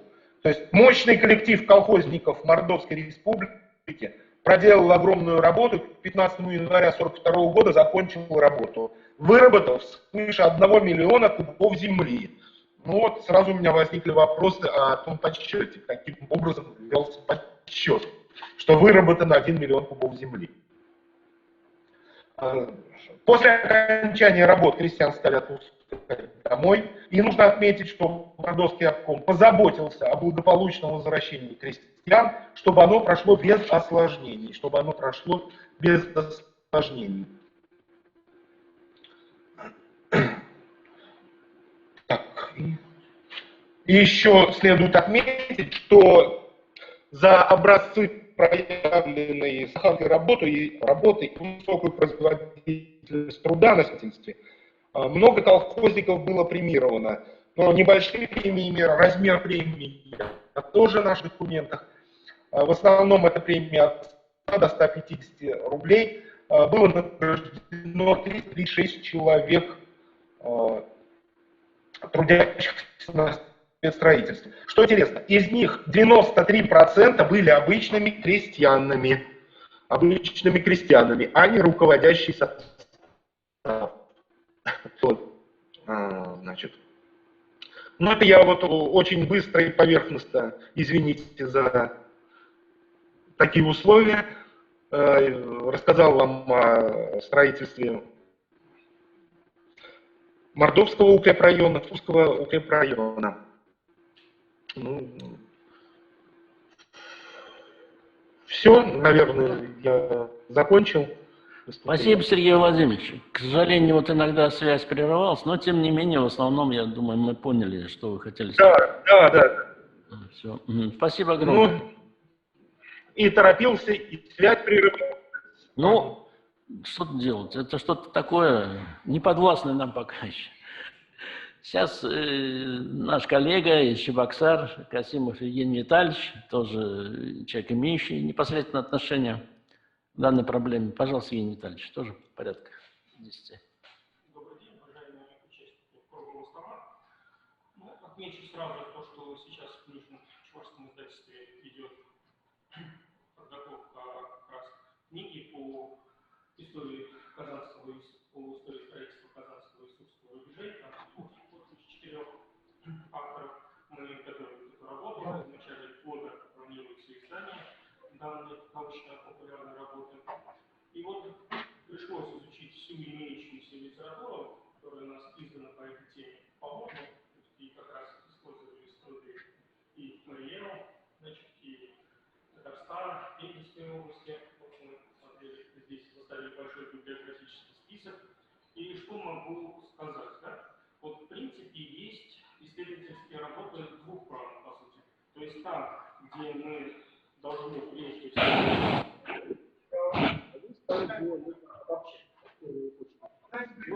можно с уверенностью сказать, что строительство рубежей относится к темам, где обязательно, то есть относится к первой разновидности. На самом деле, вот, несмотря на то, что вроде бы у нас довольно много трудов, скажу по Чувашии, в реальности там одни и те же факты хочу из одной работы в другую, ссылки даются на одни и те же документы, и в реальности вот, объем введенной в научный оборот информации, он не очень большой здесь. И кроме того, существует разночтение на самом разном уровне. Вот когда, то есть мы смотрели еще и статьи различные, изданные, газеты, воспоминания. Так, и выявляется какая проблема? Во-первых, с названиями, то, что отмечаем. Вот это Волжский оборонительный рубеж, Казанский оборонительный рубеж, по-разному называется у нас здесь. Есть Чувашская энциклопедия, Иван Иванович, Свияжский оборонительный рубеж, да? То есть вместо Казанского он, хотя больше нигде не фигурирует, так, здесь. То есть, во-первых, название, во-вторых, количество участников. Вот сразу отмечу то, что вот у нас чаще всего ориентируется на 28 октября 1941 года, знаменитое постановление Совнаркома Чувашской ССР, и вот говорится то, что приняли участие там Чуваши 170 тысяч человек и так далее. То понятно, что это запланировали участие, да? В реальности было гораздо меньше, совхозы просто не могли выполнить такие разнарядки. Более того, 171 450 человек – это те, кого планировали без лошадей, да? А если еще мы добавляем 11 310 человек, которые вот, стяговые силы должны были использовать, то всего у нас хотели привлечь к строительству 182 760 человек. Да? Вот это тех, кого хотели привлечь. Поэтому, видите, встречаются цифры и 180 тысяч, и 170 тысяч, и то, что реально участвовало там 85-110 тысяч. И вот в разных статьях, допустим, пишется по-разному. Поэтому количество участников вот здесь тоже как различается. Затем проблемы есть с воспоминаниями, сегодня отмечалось уже, что там не минус 40, более того, есть несколько воспоминаний, не минус 50, тот же самый воспоминание Симцева, да, которые упоминали сегодня, вот здесь есть то, что минус 50 градусов. В реальности вот есть определенные документальные свидетельства, могу привести докладную записку начальника ВПС-6 Пасканяна, где он пишет, то, что температура у нас опускалась ниже 30 градусов за отчетный период 3 раза. 2, 6, 7 декабря. Причем 2 и 6 она держалась в утренних часах, а 7 числа весь день.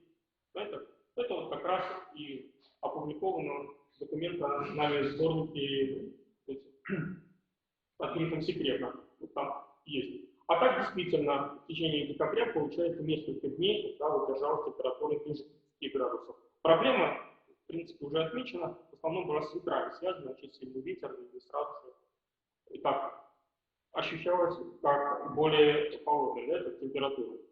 Еще одна проблема связана с хронологией на самом деле. Вот у нас обычно строительство рубежей в Чувашии связывают 28 октября, вот с этим постановлением, да?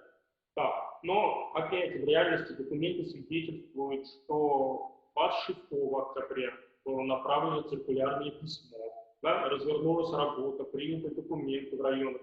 И, например, 28 октября в реальности уже сельсоветы составили списки тех, кого не будут мобилизовать.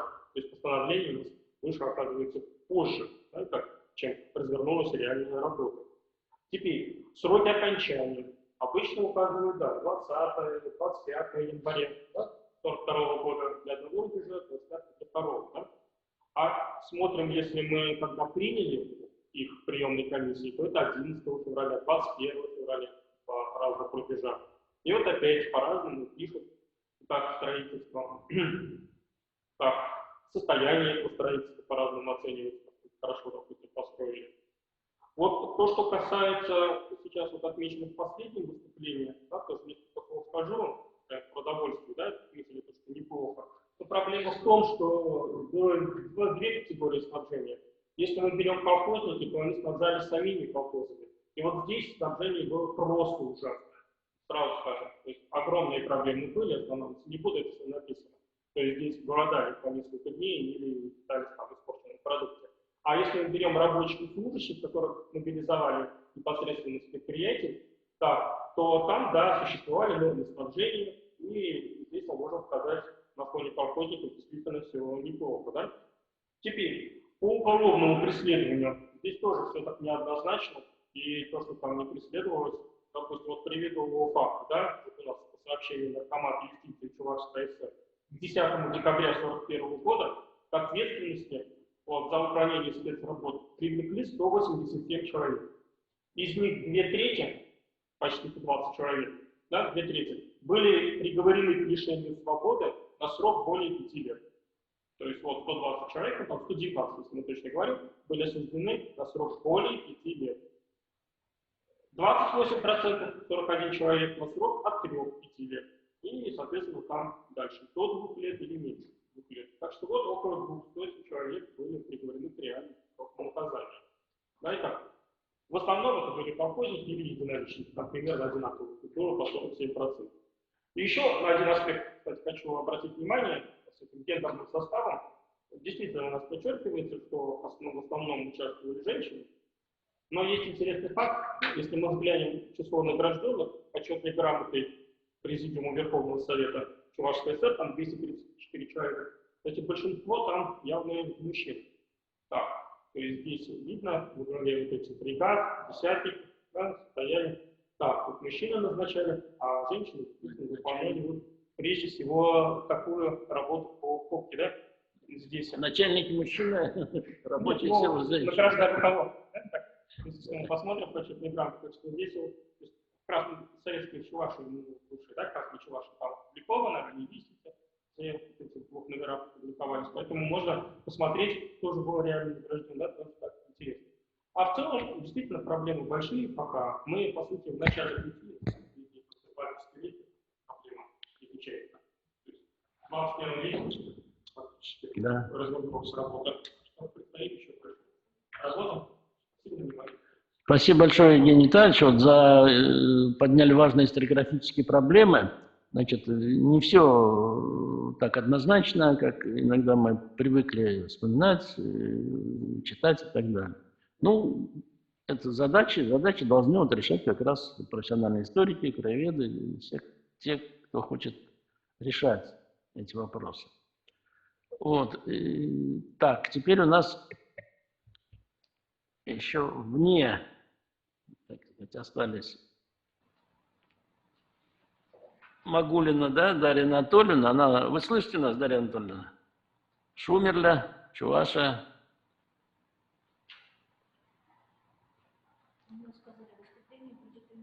В интернете будет выступление, да? Пока нет. Так. Сейчас у нас, наверное, осталось именно рассказать деятельность национальной библиотеки. Хорошо.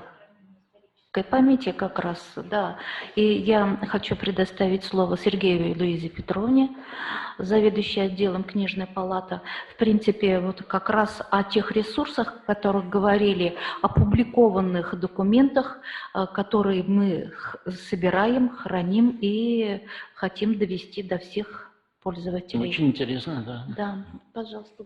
Национальная библиотека участвует в мероприятиях, проводимых в рамках года, посвященного трудовому подвигу строителей Сурского и Казанского оборонительных рубежей, начала создавать электронную коллекцию «Сурские и Казанские оборонительные рубежи».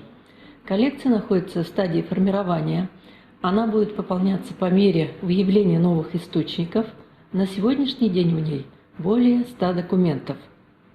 На территории Чувашской АСР было решено построить два оборонительных рубежа – Сурский и Казанский. Сурский рубеж проходил вдоль Суры по территории Ядринского, Красночитайского, Алатырского районов до границы с Ульяновской областью. Казанский рубеж начинался от Звениговского затона, проходил по территории Марпасадского, Козловского, Урмашского, Янтиковского районов до границы с Татарской АСР. Общая длина рубежей в республике составила примерно 380 километров. Было организовано 6 военно-полевых сооружений. Материал в коллекции расположен по разделам. Первый раздел – документы, второй – исследования и материалы, третий раздел – воспоминания, четвертый раздел – поисковые работы, пятый раздел – память. Коллекция включает отдельные издания, книги, публикации в сборниках, продолжающихся и периодических изданиях, опубликованные архивные материалы, видеозаписи, веб-ресурсы и другой материал. Первый раздел коллекции включает цифровые копии документов по Казанскому и Сурскому рубежам. Здесь представлены опубликованные официальные документы. По итогам строительства лучшие участники, проявившие подлинные образцы трудового героизма на оборонительных рубежах, были награждены почетной грамотой Президиума Верховного Совета Чувашской АСР. Был принят специальный указ. Этот указ – единственная публикация официальной республиканской печати того времени.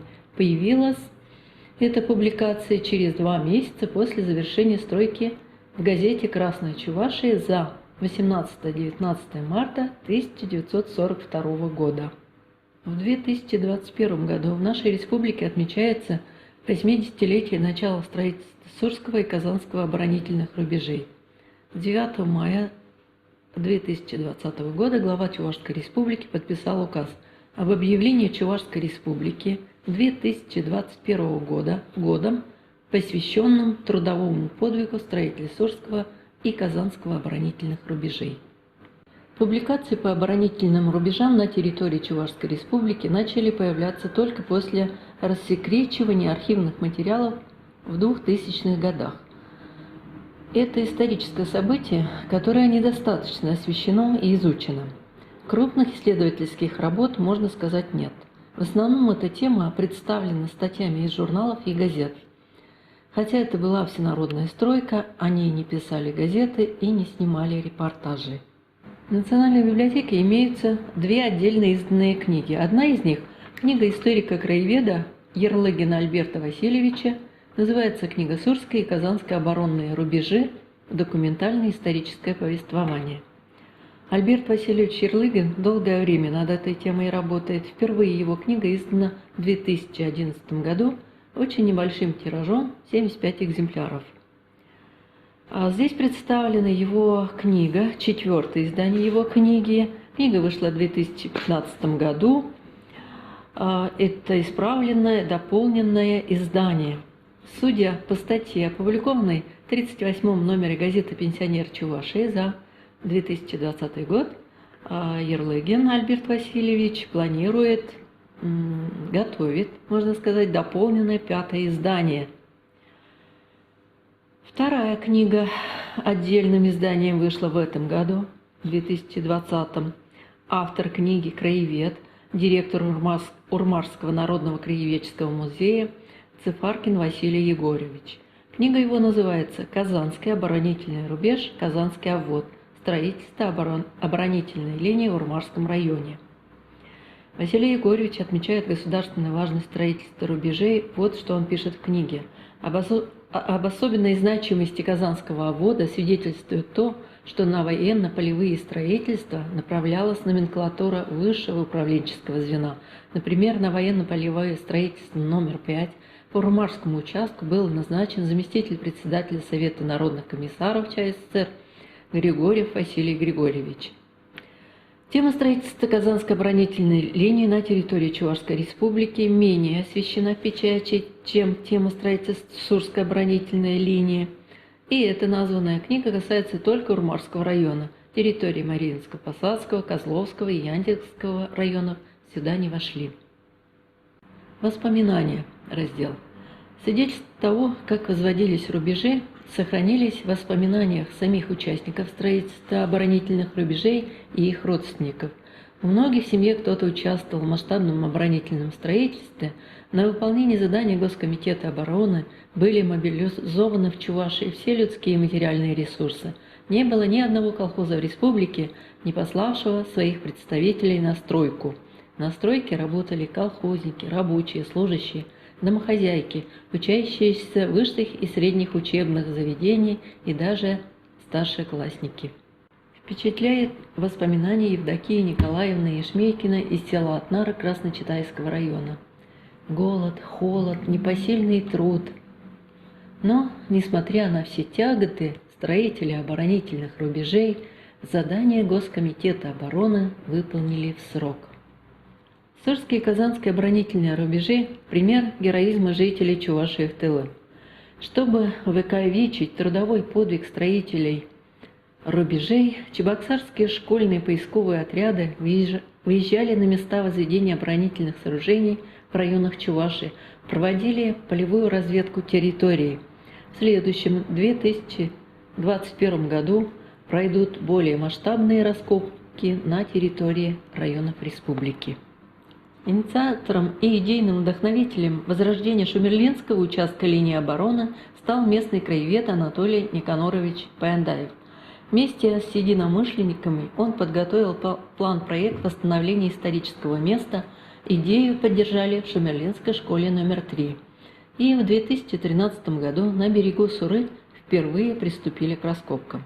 В ноябре прошлого года в музее под открытым небом поисковики своими силами организовали историческую реконструкцию «Зима 1941 года. Невидимый подвиг в тылу». Одетые в одежду того времени, ребята вспоминали события, разворачивавшиеся на Сурском рубеже почти 80 лет назад. В разделе «Память» представлены сведения о мероприятиях по сохранению памяти о трудовом героизме чувашского народа в годы Великой Отечественной войны. Чем больше мы углубляемся в эту тему, тем больше понимаем, насколько стройка была значимой для республики. Очень важно как можно более полно восстановить историю Сурского и Казанского оборонительных рубежей. Широкая общественность мало информирована об этом событии. С распространением информации об оборонительных рубежах повышается интерес к этой теме и появляется все больше личных историй и судеб. Главная задача – сохранение памяти, чтобы знали и помнили о невидимом подвиге в тылу. Коллекции, которая у нас является составной частью общей нашей электронной библиотеки Чувашской Республики. Да, как Луиза Петровна уже сказала, эта коллекция будет и в дальнейшем пополняться. Пользуясь моментом, я обращаюсь ко всем, у кого есть конкретно какие-то материалы опубликованные, может быть, мы что-то пропустили. Мы обращаемся к вам с просьбой предоставлять информацию об опубликованных каких-то материалах в нашу библиотеку. Мы их с удовольствием тоже оцифруем и представим в этой коллекции.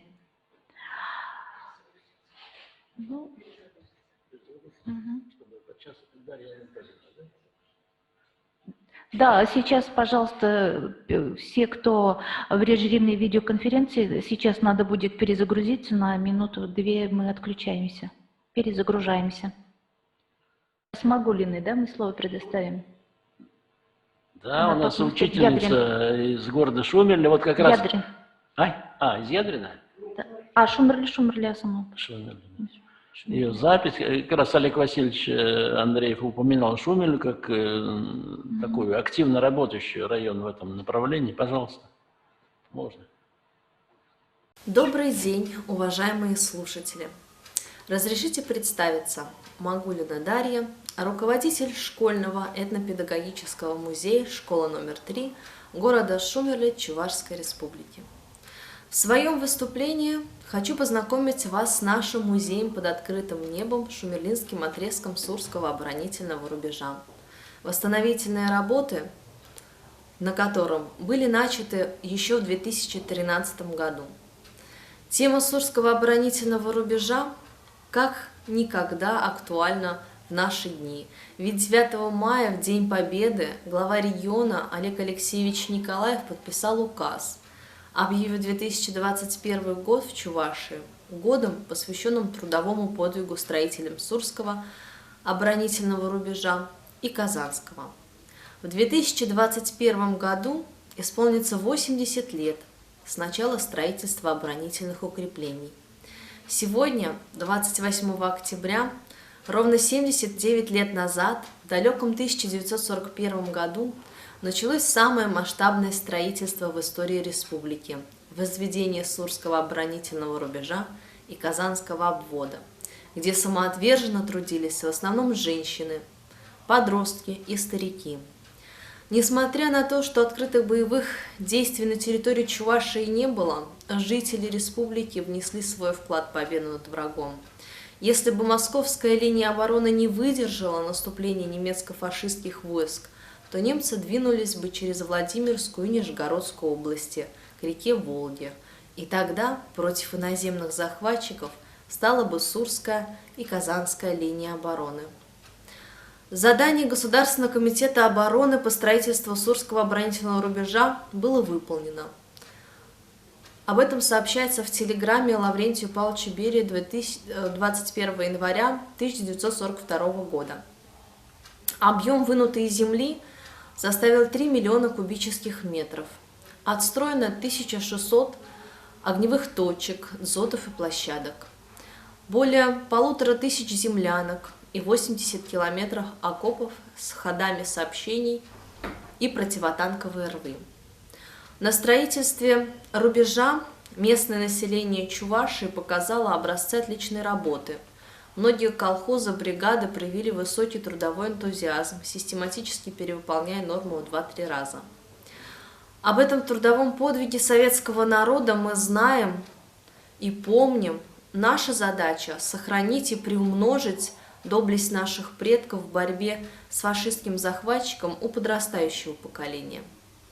В ходе восстановительных работ на Шумерлинском отрезке Сурского оборонительного рубежа, благодаря предоставленным архивным материалам местными краеведами Осиповым, Кондратьевым Николаем Осиповичем, Поиндаем Анатолием Никаноровичем, учащимися и учениками школы номер 3, а также пограничниками Шумерлинского пограничного братства, сотрудниками МЧС города Шумерля, администрацией города и волонтерами были возведены дзот, блиндаж, пулеметные гнезда, вырыто около 60 метров окопов. Музей под открытым небом пользуется большой популярностью учащихся у жителей города и республики, поэтому мы регулярно проводим мероприятия различного уровня. Наиболее яркими из которых стали военно-историческая реконструкция, зима 1941 года, невидимый подвиг в тылу, которая была проведена в ноябре 2019 года и объединила около 200 представителей поисковых отрядов Чувашии и Мордовии. Велопробег до места музея под открытым небом Сурский рубеж. Сурский рубеж on foot. Республиканская интерактивно-поисково-патриотическая акция, слет поисковых отрядов, а также семинары, практикумы по детско-юношескому туризму. Мы продолжаем работу по поиску информации о строителях Сурского оборонительного рубежа. На сегодняшний день нам известно более 30 участников трудового подвига. Работы в данном направлении продолжаются. Свое выступление мне хотелось бы закончить словами Ольги Бергольц: «Никто не забыт, ничто не забыто». Спасибо за внимание. Спасибо большое. Сейчас мы вашему вниманию предоставляем видеофрагмент выступления Деникина Алексея Николаевича, режиссера Государственной киностудии «Чувашкино» и архива электронной документации. И хочу отметить то, что полный текст его выступления, полный репортаж будет размещен на канале YouTube-канале библиотеки в разделе как раз по этой конференции. Пожалуйста.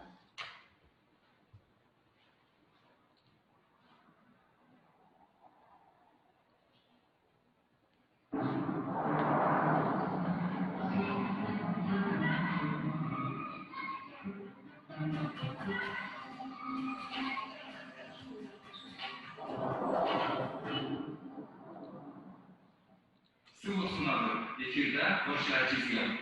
Kikolar maç, çiftlikte şukayarlar, son tatakuzan gidiyor çekilip kaçırken uçağlarla kulübüsüne havalar. Kırıklarmışızda okul çağını veteranzem kuruna şaka. Zeytin zirin gidebilir ikinci başlarına koştular.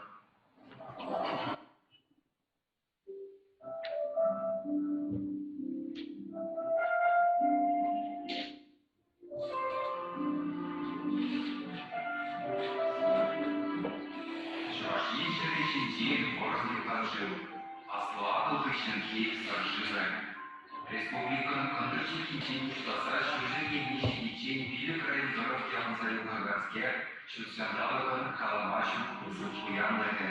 Шабылдырақ тирін қабағын тәрелмеле бақтырылық нешін әкров. Туғанша жылы наслығы шүйіштансан, тепірдіғалы ойы кран, шақиға жүдігілейден тұдырашлеген шамырсынды батызем, күйдегі чекки жамағышлана. Крие сорғылы қашмақұлдараған неміштан кезем, малалан кайчыр десе, сабырғылы шуқын тұршы ағамғасын тұна. Чиге ақылғын зенжендерген кетерге тұрырды тұна. Құлда оқытшаны егерге шарқас күрсігадейіп еркімағалығына. Кейбірнегі бір бедейінде ғыбыршы кіргіргішінға, көрші құтандан тұмағышлана. Чағылғанда ана стойды бері чеккен бір байелеші. Karşı topaçı kullanan insan kuyucu şekillere çiğ kusurluklarına, çamurda ağlarını şeref, bunu değil başınlara karşılarına. Halklara şekilleri, şimdiden beşinci duruşunu geçti. Meclisin kunda şehirliğin beşinci sınıflarda da işlerindeki maymununa. Yürümak, emeğe var, kansil boyunca karşılaştırı sokuluna. Allah şimdi çıkardığımızın şimdi teknik bulman, organizm için kaldırıcı,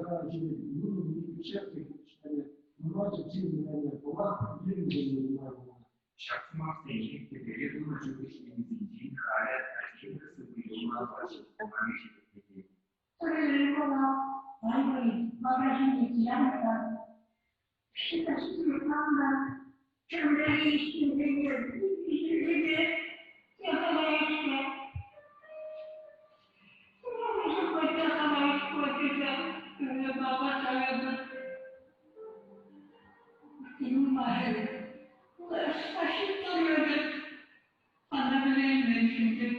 Bingi dokuşu çıkmasa kırmış sultanma, kufurunda şene gelip. Уважаемые коллеги, есть у кого-то какие-то, кто еще не досказал, кто еще не все высказал? Вопросы есть какие-то? Насчет фильма, да, это вот фильм, он более такой продолжительный, но вот уже Галина Александровна сказала, где он будет находиться, можно его посмотреть. Правда, на чувашском языке, но вот эти, там вот документальные кадры, люди, лица, вот это пожилая женщина, все очень выразительно, конечно. Это город Ядрин, Ядринский район, как раз на Суре. Вот, если все, тогда мы завершили вот нашу работу, но здесь я должен сказать, что вот намеченные историографические проблемы, Олег Васильевич, Евгений Витальевич, все выступавшие говорили, что действительно надо вот, много еще факты и осмысливать, переосмысливать, типологии какую-то сделать. И, может быть, действительно, предложение Виктора Юрьевича вот, о монографии, но это надо подумать серьезно. И я говорю, единственный выход – это серьезная монография, это вот заявка на грант РФФИ.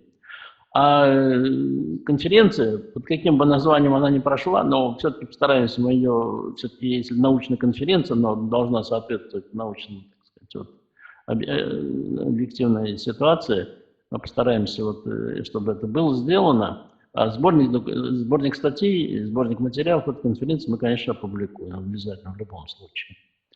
Вот. Еще есть что-то, кому-то что-то добавить, пожалуйста. Если нет, тогда всем спасибо за работу, всего доброго, до встреч, так сказать, за трибунами конференций, круглых столов и так далее. И всем успехов в решении научных проблем. И сейчас самое злободневное, главное такое, пожалуйста, не болейте, будьте здоровы. Всего доброго, до свидания. До свидания, берегите себя. Я думаю, в цикл мероприятий у нас не ограничится только конференцией. Мы со своей стороны в библиотеке будем, наверное, весь год, юбилейный 21 год, проводить мероприятия, посвященные этой дате. И будем, возможно, и цикл лекций по отдельным каким-то вопросам собирать и транслировать также в интернет. Всего доброго, до свидания. До свидания. До новых встреч.